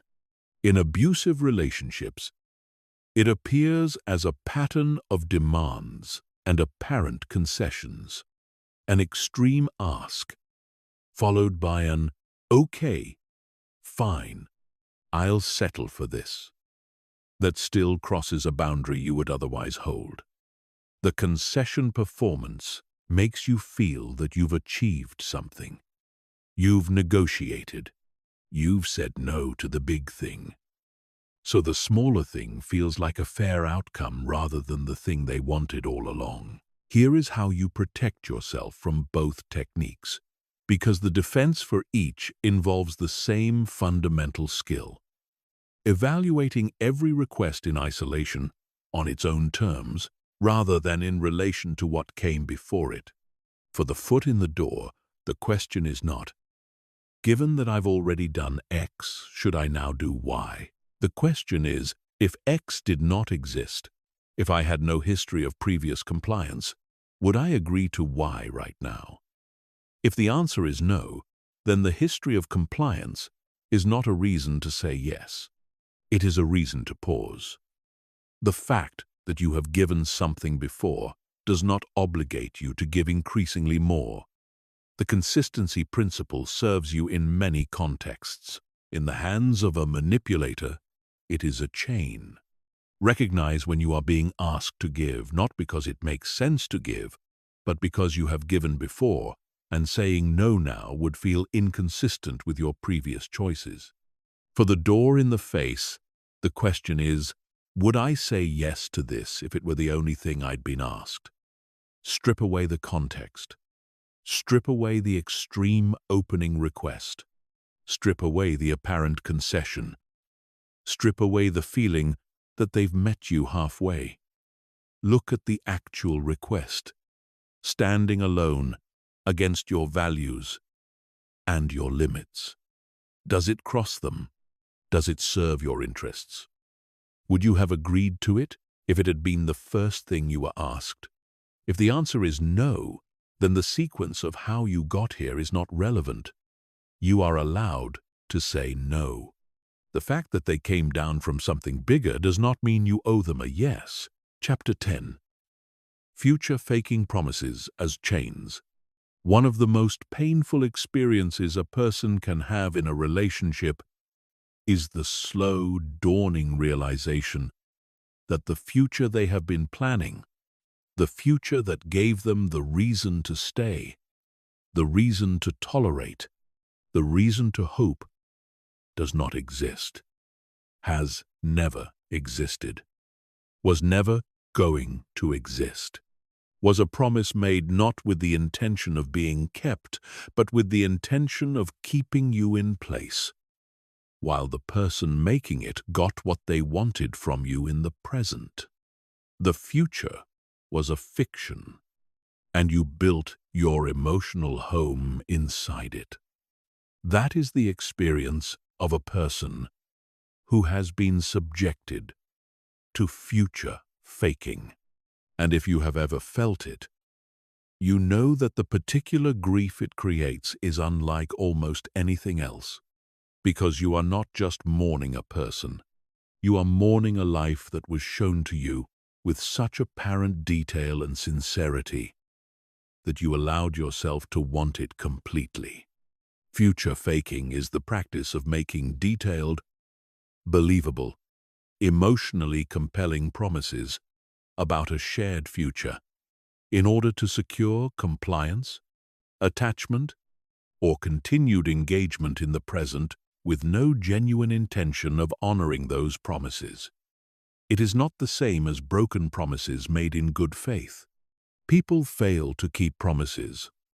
For 1,000 understandable reasons, circumstances change. Life intervenes. People's capabilities prove less than their intentions. Future faking is different. It is the deployment of the future as a tool. It is the use of tomorrow to extract what the manipulator wants from you today. The manipulator who uses future faking has understood, consciously or not, something crucial about human psychology. We are uniquely capable of enduring present difficulty in exchange for anticipated future reward. This is one of the most important cognitive capacities our species has. It is the mechanism behind every long-term investment, every education, every relationship that requires work and patience to build. We can tolerate a great deal of discomfort now if we believe, genuinely believe, that something we want very much is coming. Future fakers exploit this capacity with devastating precision. They paint the future in enough detail, with enough apparent sincerity, to keep the hope alive through whatever present difficulty they are asking you to endure. And the hope keeps you there. Not the relationship as it currently is, not the person as they actually behave. The hope, the future, the version of this story where everything becomes what they said it would be. Let's look at what future faking looks like in practice, across several different contexts, because it is not limited to romantic relationships, though that is where it causes the most profound damage.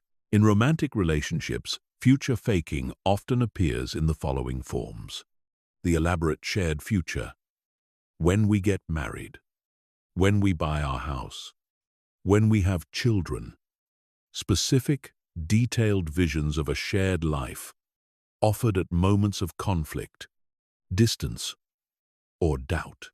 When you express uncertainty about the relationship, when you are on the edge of leaving, suddenly the future appears in vivid detail. The wedding venue, the city you'll move to together, the names of the children. It is specific enough to feel real.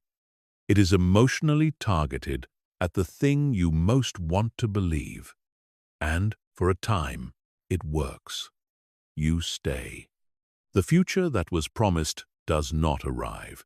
When you bring it up, it recedes slightly. We'll get there. Just give me more time. Stop rushing things. But it never goes away entirely. It keeps appearing just when your hope is at its lowest, just when you are most ready to walk away. It is a leash built out of your own longing. In professional contexts, future faking appears as the perpetually deferred promotion. The raise that is always 6 months away, the leadership opportunity that is always contingent on just one more project completed successfully, the equity stake or partnership that has been discussed in compelling detail for years without ever materializing into a concrete offer.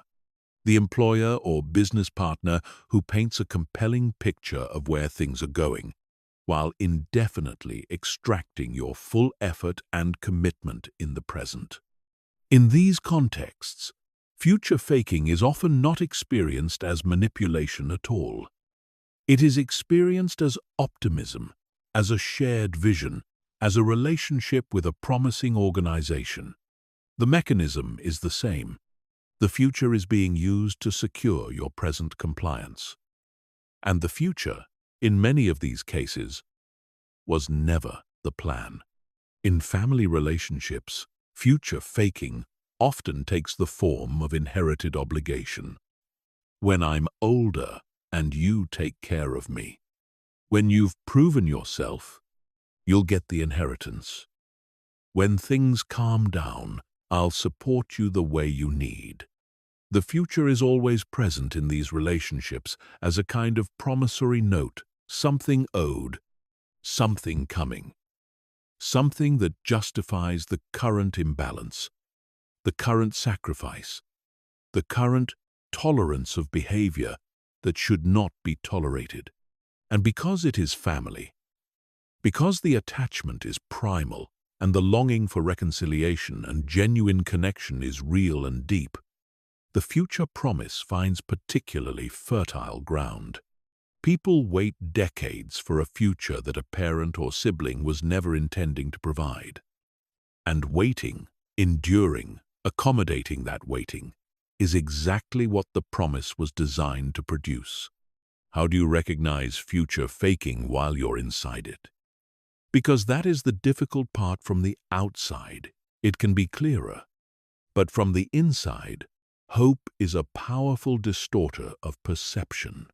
The first signal is the timing of the promises. Genuine future plans tend to be discussed when things are going well, when the relationship is in a stable and positive state, when there is no particular emotional pressure driving the conversation. Future faking tends to appear specifically at moments of relational crisis, when you are upset, when you are distant, when you have expressed doubt or are on the verge of leaving. If the future only becomes vivid and detailed when you are pulling away, examine that timing carefully. A future that appears specifically to prevent your departure is a future being used as a retention device. The second signal is the ratio of discussion to action.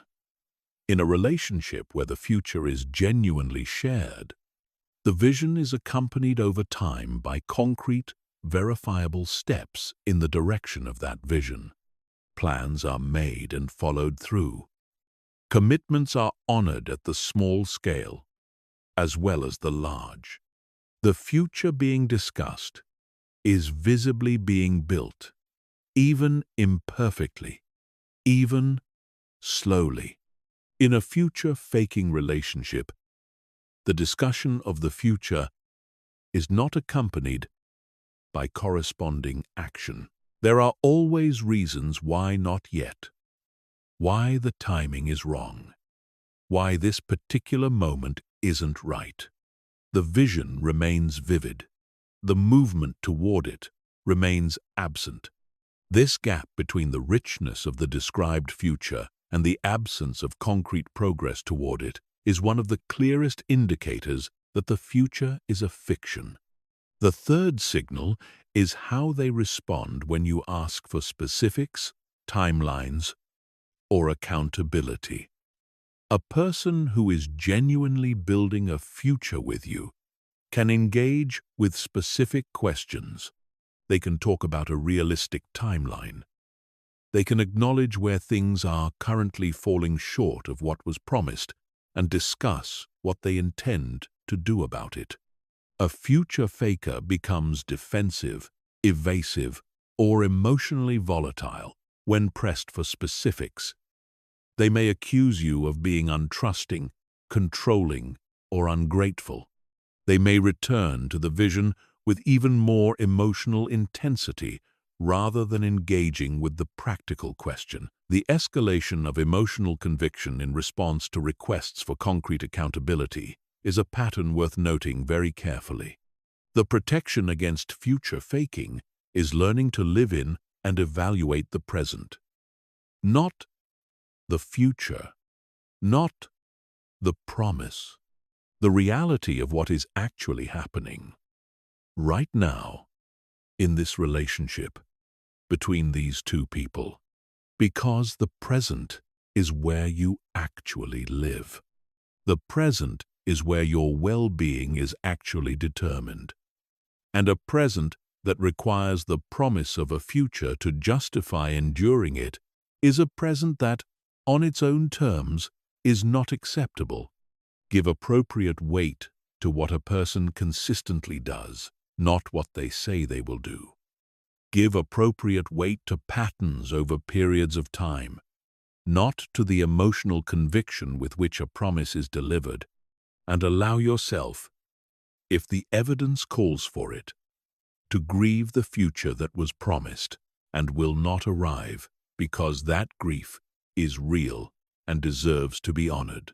And then allow yourself, on the other side of that grief, to begin building a life in a present where the person next to you is doing what they said they would do, not because the future they described is beautiful, but because they are actually building it, one concrete, verifiable, honest step at a time.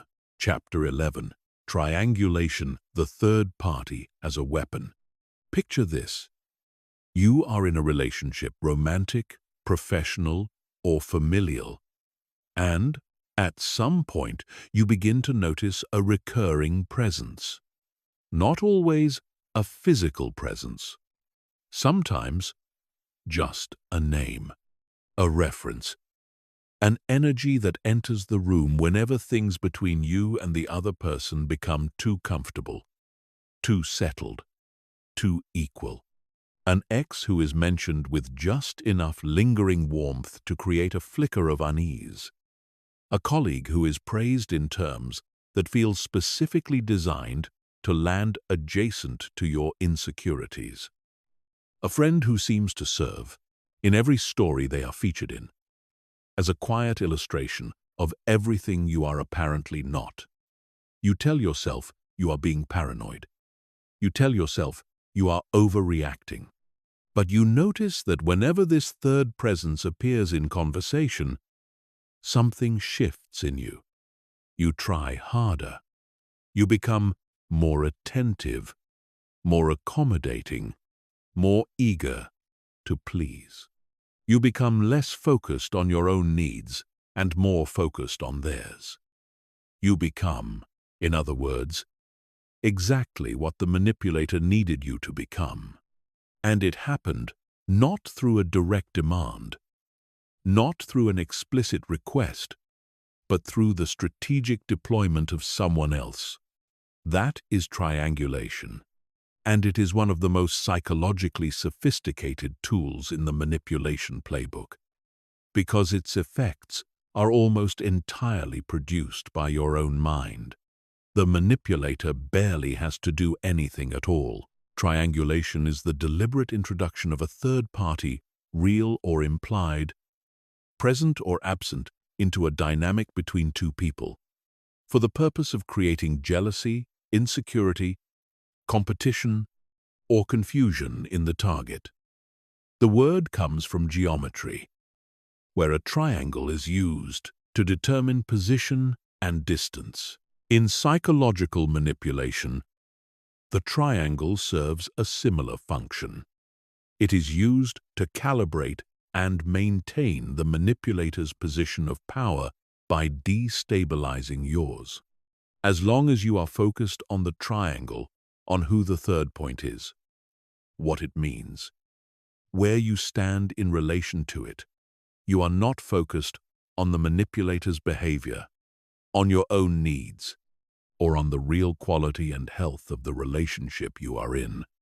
The triangle keeps you busy, keeps you off balance, keeps you oriented toward them as the center of a competition you never agreed to enter. Let's examine the most common forms that triangulation takes in practice, because it manifests differently depending on the context and the particular vulnerability the manipulator is targeting. The first and most recognizable form is romantic jealousy triangulation. This is when the manipulator introduces a romantic rival, real, exaggerated, or entirely invented, into the dynamic. The ex who texts at inconvenient moments and whose messages are left conspicuously visible. The attractive friend whose name appears with a specific frequency. The person at work who really gets the manipulator in ways that carry the quiet implication that you do not. The key feature of this form is that it is almost never stated directly. It operates through implication, through strategic vagueness, through information that is offered and then immediately walked back. The deniability is always built in. If you react, you are jealous and controlling.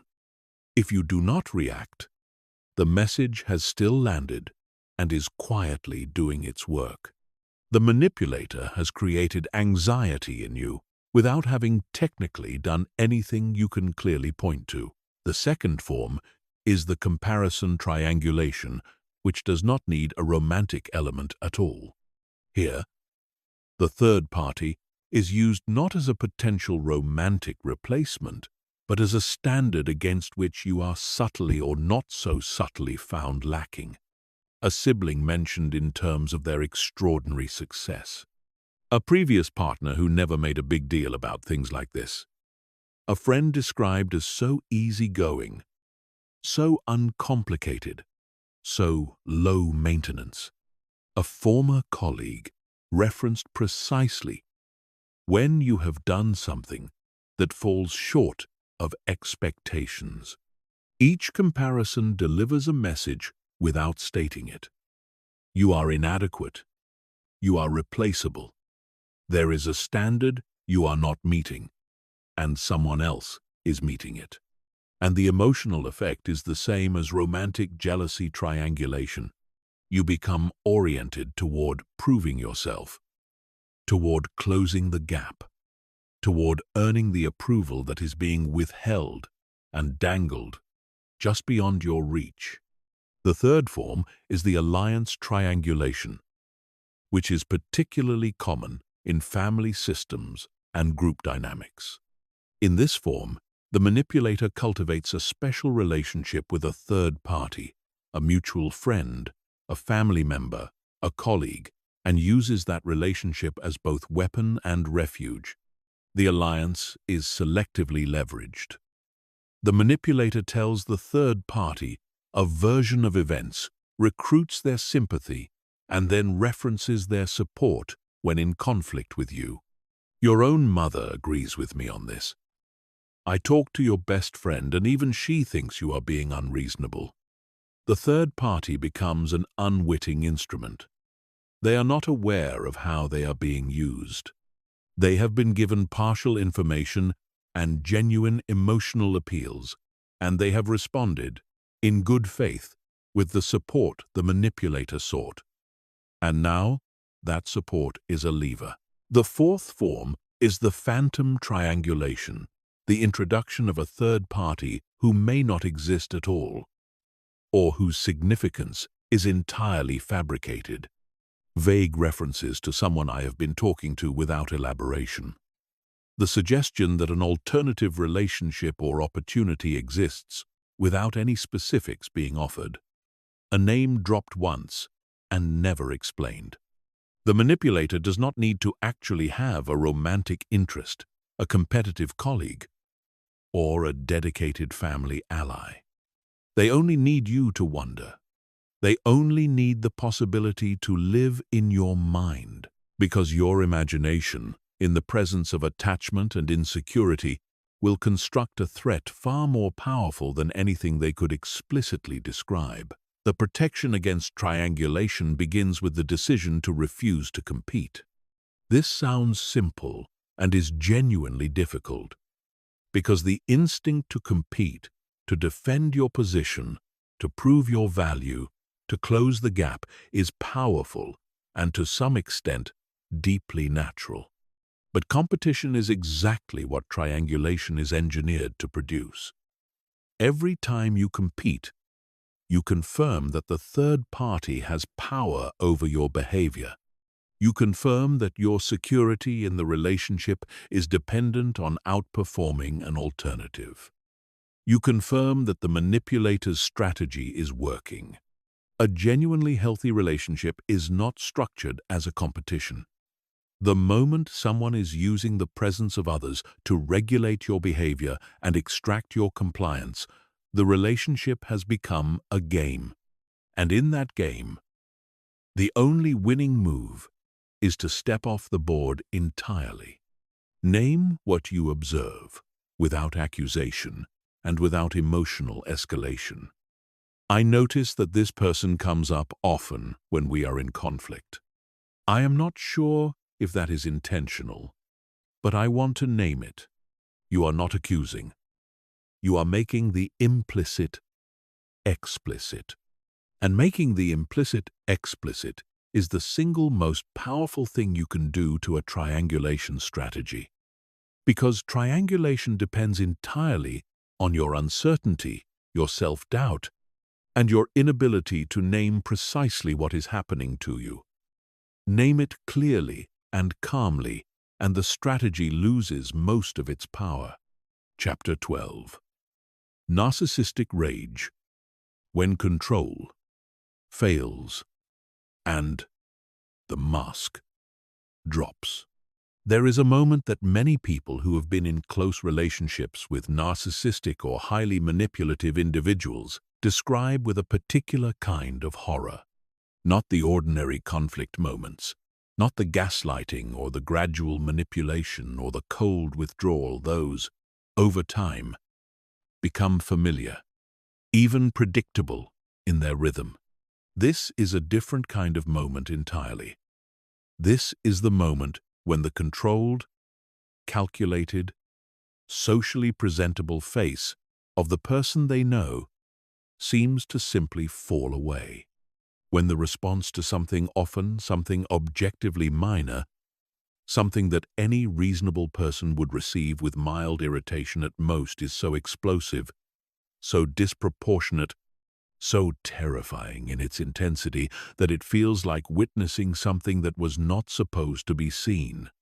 When the performance drops and something else is there instead, that something else has a name.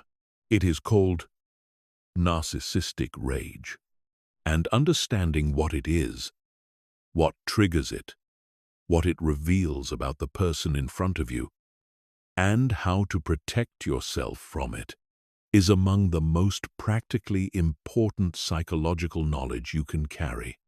Narcissistic rage is not the same as ordinary anger.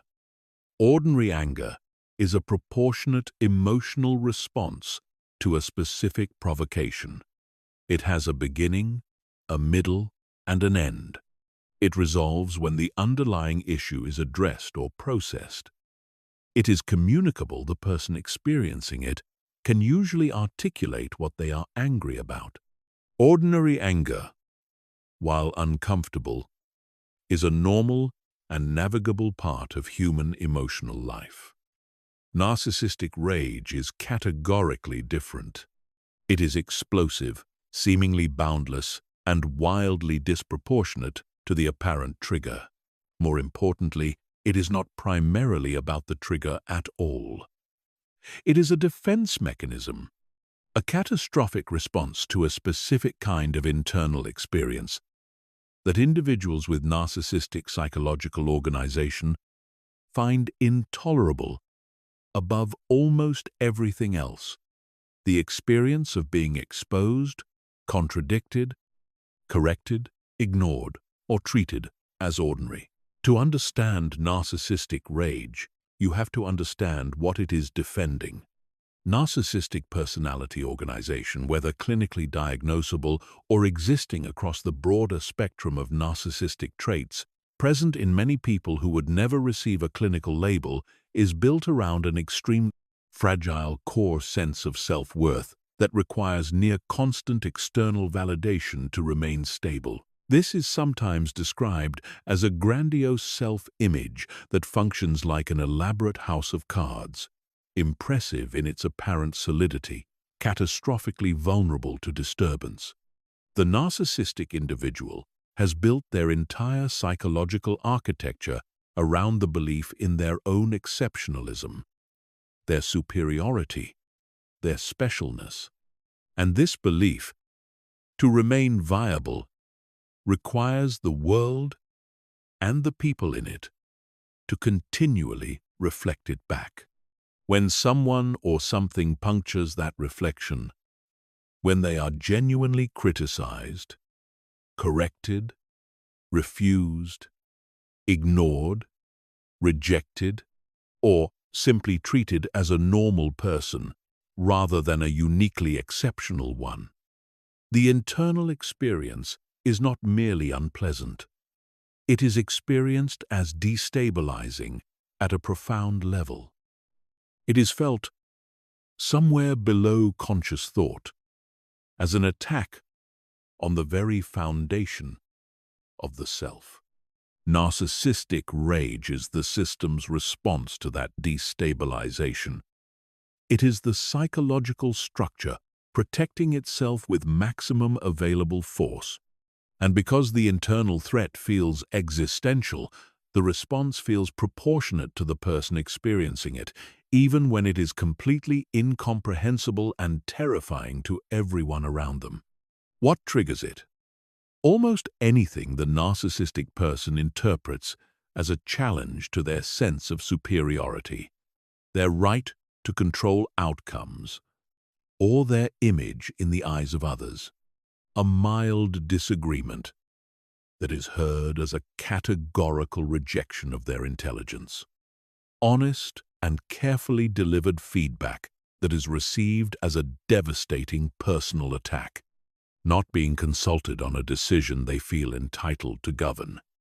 Being corrected in the presence of others. Having their version of events questioned. Being held accountable for something they did. Being treated with less deference than they have come to expect. These triggers can seem bafflingly trivial from the outside. That is because the rage is not about the triggering event. It is about what the triggering event represents to an internal architecture that cannot absorb ordinary human imperfection, challenge, or equality. The rage itself takes two main forms. The first is the explosion, the hot, immediate, volcanic eruption that most people associate with the word rage. Yelling, threatening, destroying property, making scenes in private or public, delivering devastatingly cruel verbal attacks that target precisely the other person's deepest known insecurities with surgical accuracy. This form is terrifying and visible, and at least leaves no ambiguity about what is happening. The second form is what is sometimes called cold rage or narcissistic withdrawal, a sudden, complete, punishing silence. The total removal of warmth, acknowledgement, and connection, deployed not as a genuine need for personal space, but as a calculated and prolonged punishment designed to communicate that your transgression warrants your exclusion from all relational warmth until further notice. Cold rage can ultimately be more psychologically damaging than the explosive kind, because it offers no confrontation, no resolution, no pathway to repair. It simply removes connection entirely and leaves the target in a state of anxious, confused, compulsive searching for what they did wrong and how to undo it. The protective knowledge here is twofold. First, a wildly disproportionate rage response to ordinary human behavior, to disagreement, to boundary setting, to honest feedback, to a straightforward no is diagnostic information. It tells you precisely about the psychological architecture of the person experiencing it and the degree to which your autonomy, your well-being, and your right to be a full human being in the relationship will always be secondary to the maintenance of their self-image. This is not a behavior that responds to better communication strategy, to more careful phrasing, to finding the magic words that allow accountability to land without triggering the defense. The problem is not your delivery. The problem is their fundamental inability to tolerate being challenged, and that inability will not be resolved through your increasing self-erasure. Second, the moment of explosive rage is a moment to prioritize your physical and psychological safety above all attempts at resolution. Not a moment for logic, not a moment for de-escalation through continued engagement. A moment to create physical space, to remove yourself from the immediate environment, if at all possible, and to assess your situation with clear eyes once you are somewhere safe. Rage of this kind is designed, whether deliberately or not, to intimidate, to install fear, and fear, once established through repeated exposure to explosive, unpredictable rage, becomes one of the most powerful and durable control mechanisms that exists.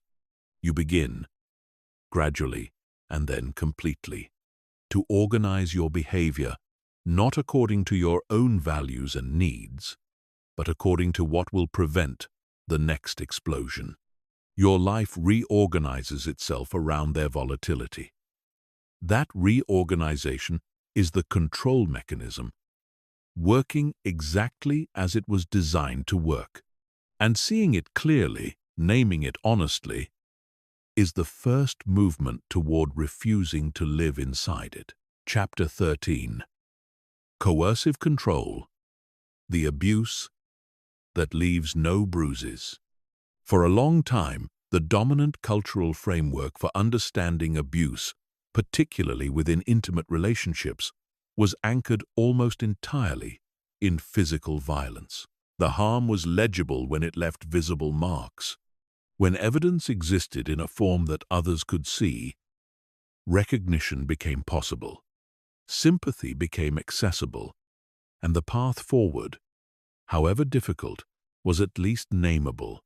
But for the vast majority of people who are being systematically and seriously harmed in relationships, there are no visible marks.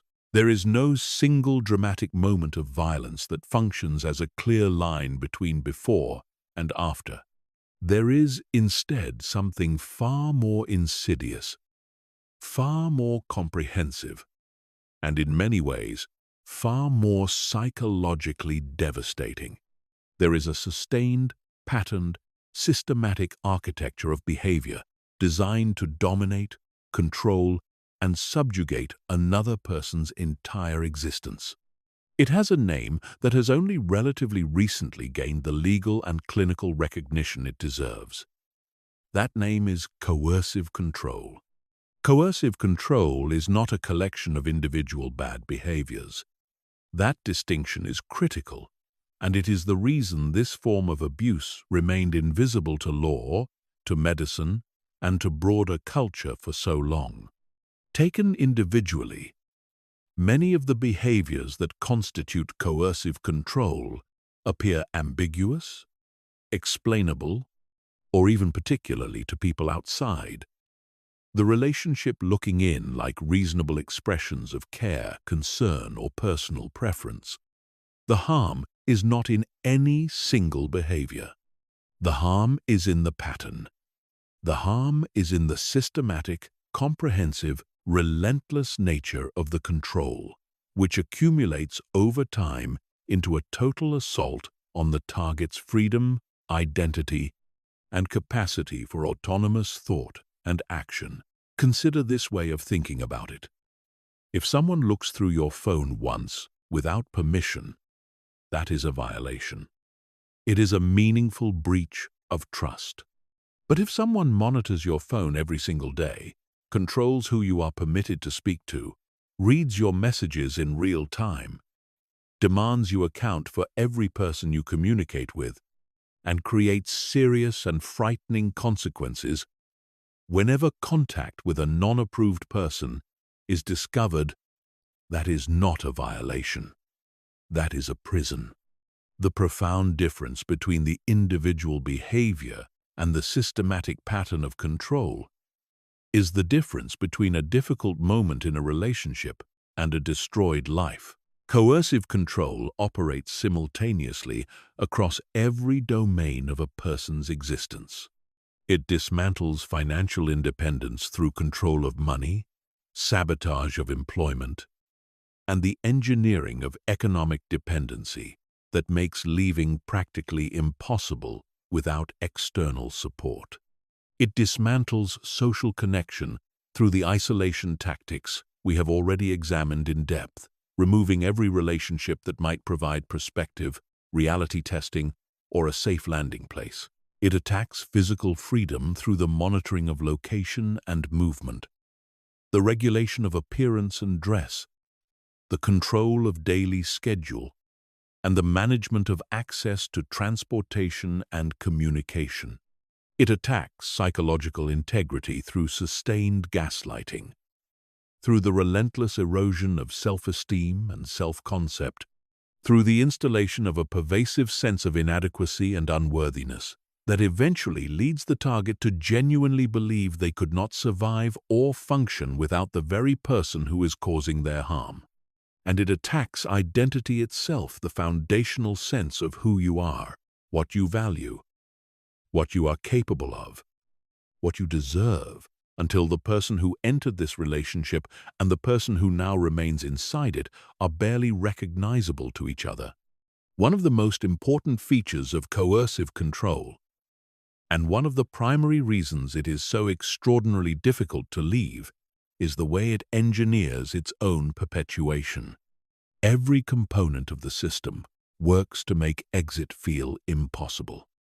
Financial control removes the practical means. Isolation removes the human support structure necessary to make and sustain the attempt. The erosion of self-concept removes the psychological belief that one deserves better or is capable of building anything beyond the relationship. The presence of fear, sometimes explicit through direct threats, more often maintained through the residual memory of past explosions and the constant ambient threat of future ones, removes the felt sense of safety necessary to act. And the intermittent warmth and apparent affection, woven strategically through even the most controlling relationships, because the good moments are never accidental. They are the maintenance mechanism that keeps the bond alive through cycles of harm, creates just enough attachment, and hope to sustain the person through each cycle. The system is complete. It is self-reinforcing. And understanding that architecture is the beginning of seeing how it can be dismantled. Recognizing coercive control from the outside is often as difficult as recognizing it from within. But consistent patterns do emerge. A person experiencing coercive control will typically show a progressive contraction of their visible world over the course of the relationship. They become less accessible to their social network, less present in shared activities, and less able to speak freely about their relationship when conversations do happen. Their language about their partner may shift from natural and balanced to careful, rehearsed, and quietly defensive. They may become hyper-vigilant in the presence of their partner, monitoring reactions, adjusting behavior in real time to prevent displeasure, physically flinching at unexpected sounds. They may express an opinion and then immediately reverse it when they appear to register how their partner receives it. These are not signs of a difficult temperament. They are signs of a person who has been conditioned, carefully and over time, to exist within a controlled environment, and who carries that conditioning into every space they enter. If you recognize this pattern in your own life, there is one thing above all others that matters for you to understand.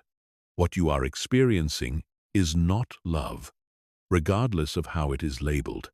It is not care, regardless of how it is framed. It is not normal, even when it has become so familiar that the shape of normal is no longer visible to you from inside it.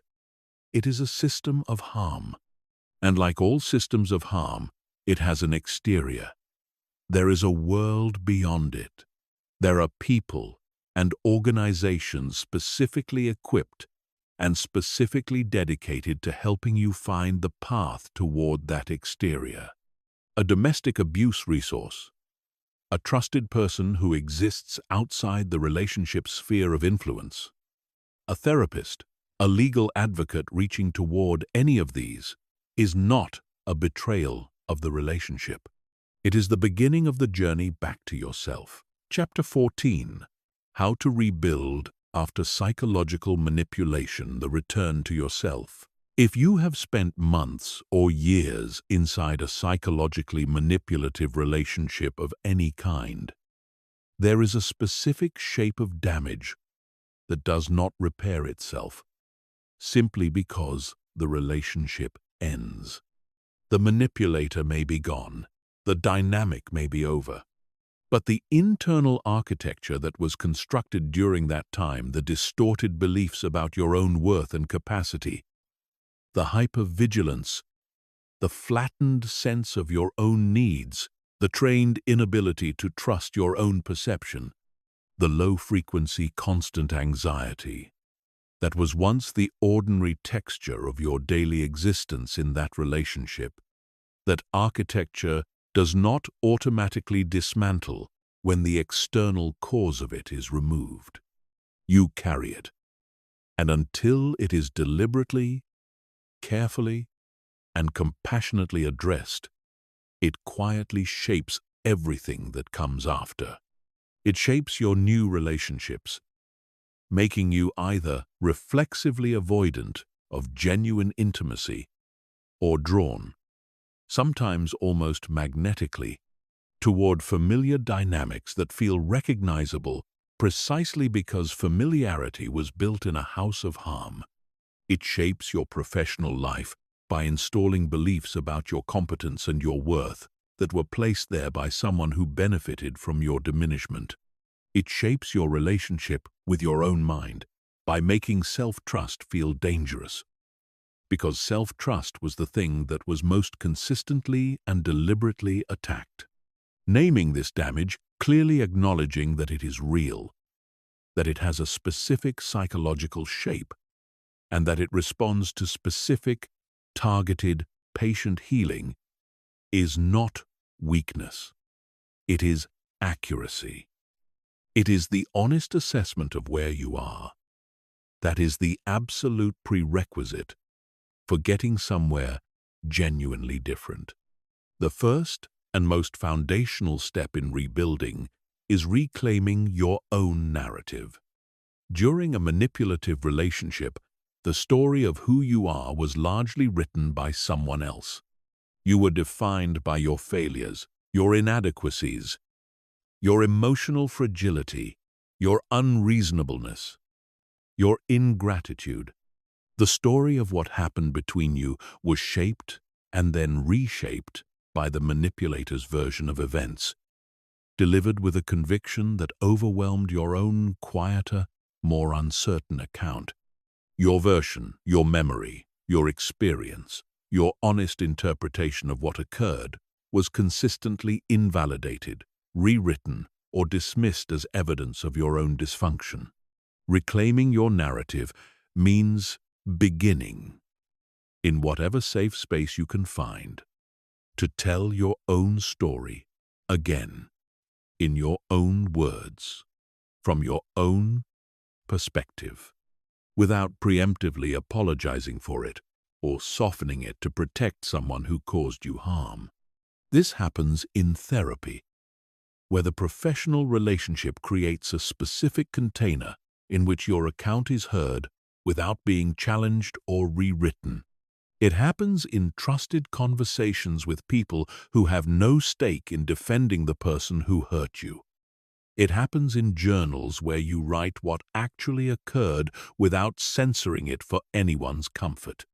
And it happens through the gradual, repeated practice-by-practice discovery that your experience of your own life is allowed to exist exactly as you lived it. The second step is rebuilding your relationship with your own body and nervous system.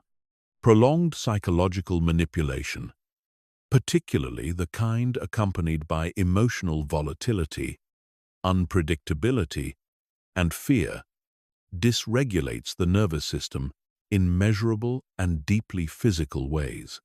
The body learns to exist in a sustained state of low-grade alert. It scans constantly for threat. It responds to ambiguous signals with the threat response system that was accurate in the old environment. It interprets neutral situations through a danger detection lens that was necessary then and may not be appropriate now. This is not irrational. This is the body being entirely faithful to its experience, doing exactly what it was shaped to do.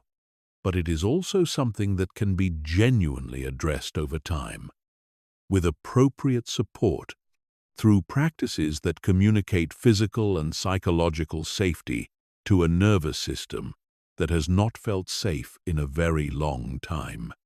Movement, breath, time spent in environments that are genuinely calm, therapy modalities that work at the level of the body and the nervous system, rather than purely the cognitive level, approaches specifically designed for trauma that work, not just with what you think about what happened, but with how your body continues to hold what happened, long after the thinking mind has moved on.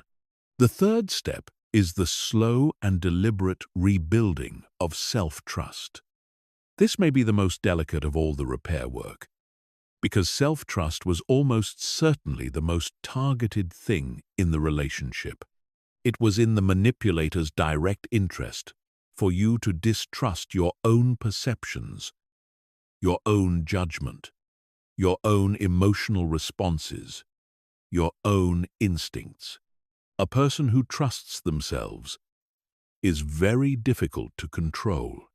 So they worked, through gaslighting and criticism and the persistent dismissal of your perspective, to undermine that trust until the work of doubting yourself felt automatic. The rebuilding of self-trust is not a single insight or a single decision. It is a practice, accumulated across small, consistent acts of self-honoring. Following your genuine preferences about small daily choices, noticing when something feels wrong and allowing yourself to acknowledge it internally without immediately arguing yourself out of it. Making decisions based on your own values rather than on the distorted beliefs you were taught about your own unreliability. Across many such small acts, practiced over time, the trust rebuilds. It does not announce itself dramatically. It simply becomes, one day, the quiet ground beneath your feet. The fourth step is relearning what genuine connection actually feels like in your body and your nervous system. Because if manipulation was your relational template for a significant period, the qualities of healthy relationships, steadiness, consistency, the absence of perpetual uncertainty and drama, genuine mutual regard, the experience of being fully seen without also being controlled or diminished, these qualities may feel strange at first, unfamiliar, perhaps even, in the earliest stages, somehow flat or insufficiently intense. This is the nervous system looking for the emotional registers it was trained on, the highs and the punishing lows of the cycle it knew. It is not evidence that the new relationship is wrong or that you are incapable of healthy connection. It is evidence of how deeply the old pattern was installed. And it passes, with time, with patience, with honest self-awareness, and with the gradual accumulation of evidence that safety is not the same as stagnation, and that steadiness, real, reliable, unchoreographed steadiness, is one of the most extraordinary gifts one human being can offer another. Chapter 15. The armor building a life that manipulation cannot enter. Everything we have covered in this video has been, at its core, about recognition, about seeing the tactics clearly, naming the patterns accurately, understanding the mechanisms precisely, and all of that is essential. But there is a layer of protection deeper than recognition, more durable than tactical vigilance, more powerful than any individual defense technique. It is the kind of internal solidity that makes you a genuinely difficult target for manipulation. Not because you are suspicious, or closed, or guarded behind walls, but because the ground inside you is stable enough that the techniques designed to destabilize you find no real purchase there. That solidity is not innate. It is not a personality type you either have or do not have. It is built. It is the product of specific, intentional, sustained work on the internal conditions that manipulation requires to take root. And building it is the final and most important thing this entire video asks of you. The first pillar of that solidity is a clear, deeply examined, personally owned sense of your own values. Not abstract principles borrowed from culture or other people. Not a performance of virtue designed to generate external approval.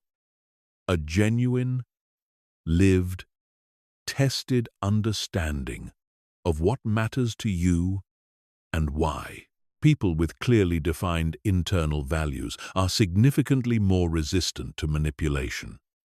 Because manipulation of almost every kind works by introducing ambiguity about what is right, about what you are worth, about what your obligations are, about what you deserve. When your values are clear and genuinely internal, the ambiguity finds less surface to grip. When someone tells you that you are wrong about yourself, you have a reference point that does not depend on their opinion of you.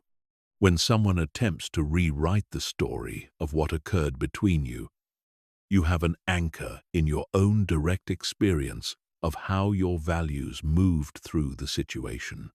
Values are not merely moral philosophy. In the specific context of protection from manipulation, they are structural architecture. They are the frame that holds the self in its shape when significant external pressure is applied. The second pillar is genuine emotional regulation, not emotional suppression or the performance of having no strong feelings, which is ultimately a path toward fragility rather than strength, but the real and practiced capacity to experience difficult emotions fully without being entirely governed by them. Manipulation of almost every kind works by engaging your emotional system faster than your rational mind can organize a response. Fear, shame, guilt, jealousy, longing, grief. These are the primary levers. A person who can genuinely feel these emotions, acknowledge them without minimizing them, and nevertheless create even a brief pause before acting from them, is a person who is far less available to be moved by strategic emotional pressure. The pause is everything. The pause is where your freedom lives. That ability to observe an emotion rather than immediately becoming it is a skill. It is developed through experience, through therapy, through any practice that asks you to sit with discomfort without fleeing it or immediately complying with it. And over time, across consistent practice, it becomes a durable internal capacity. It becomes the space in which you choose rather than the space in which you are moved. The third pillar is honest, clear-eyed self-knowledge about your particular vulnerabilities. This is perhaps the most uncomfortable of the pillars to build, but it is absolutely non-negotiable. Manipulators do not choose their targets at random. They locate and then specifically exploit psychological needs, the need for approval, for love, for belonging, for validation, for stability, for being perceived as a good person, for being the one who rescues, for being needed and indispensable. Each of these needs is fully human. None of them are character defects or signs of weakness. But when a need is unexamined, unconscious, and operating without your awareness, it becomes a precise point of entry. The person who carries an unexamined need for approval will bend towards someone who withholds it strategically.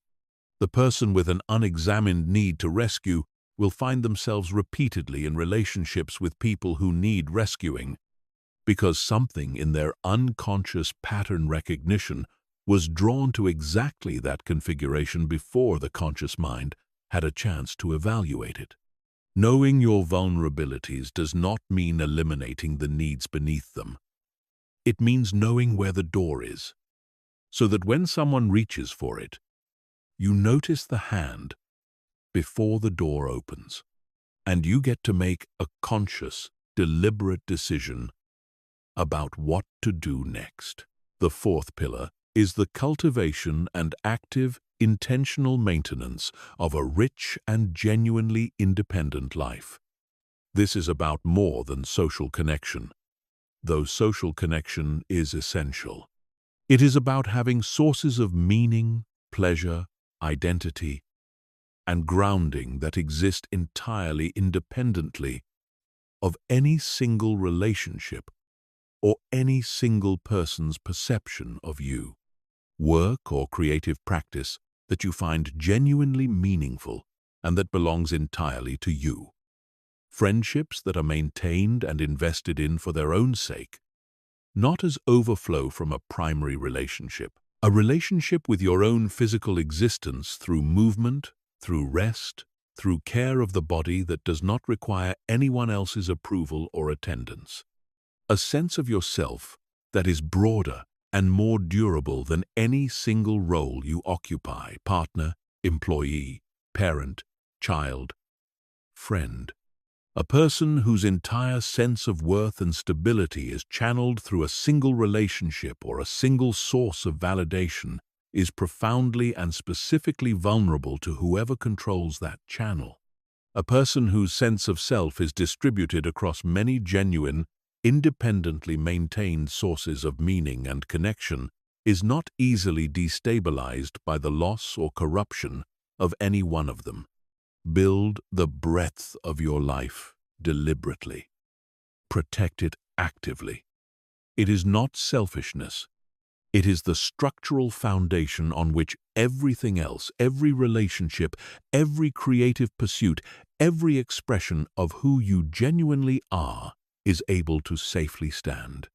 The fifth and final pillar is the willingness to walk away from individual conversations, from dynamics that have shown you clearly what they are, from relationships whose cost, honestly assessed, exceeds what they genuinely give. This is not about avoidance of difficulty or unwillingness to do hard, honest, uncomfortable relational work. It is about the fundamental understanding that your continued presence in any dynamic is a choice you make and can unmake, and that the choice to remain always has to be weighed honestly against the actual, present-tense cost of remaining. Manipulators count on your unwillingness to leave. They count on your emotional investment, your shared history, your hope, your fear of beginning again, your guilt about causing pain, your belief that what this relationship represents cannot be found again elsewhere. All of those things are real. Every one of them is meaningful, and none of them outweigh your right to your own integrity, your own well-being, and your own freedom to be a full and genuine human being in the world. The willingness to walk away is not cruelty. It is not failure. It is not the absence of love. It is a boundary, and a boundary that you will actually enforce, when it matters, is the most honest and ultimately the most powerful form of self-protection that exists. Here is the final thing.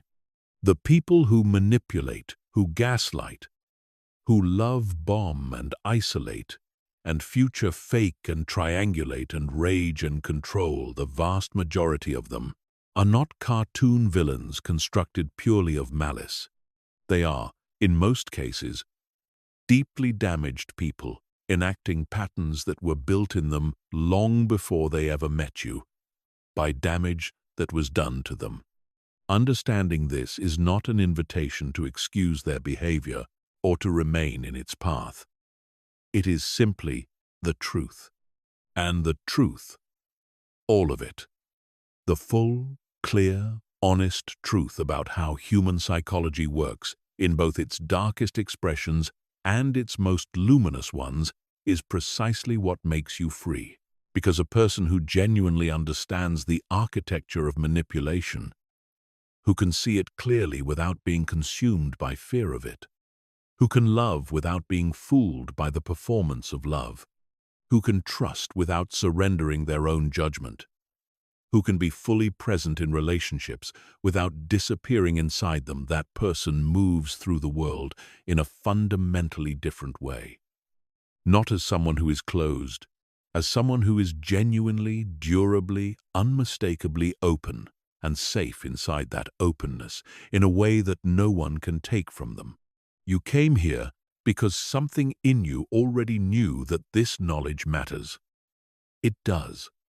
It matters more than almost anything, because your mind, your perception of reality, your trust in your own experience, these are the most precious things you have, and now you know how to protect them.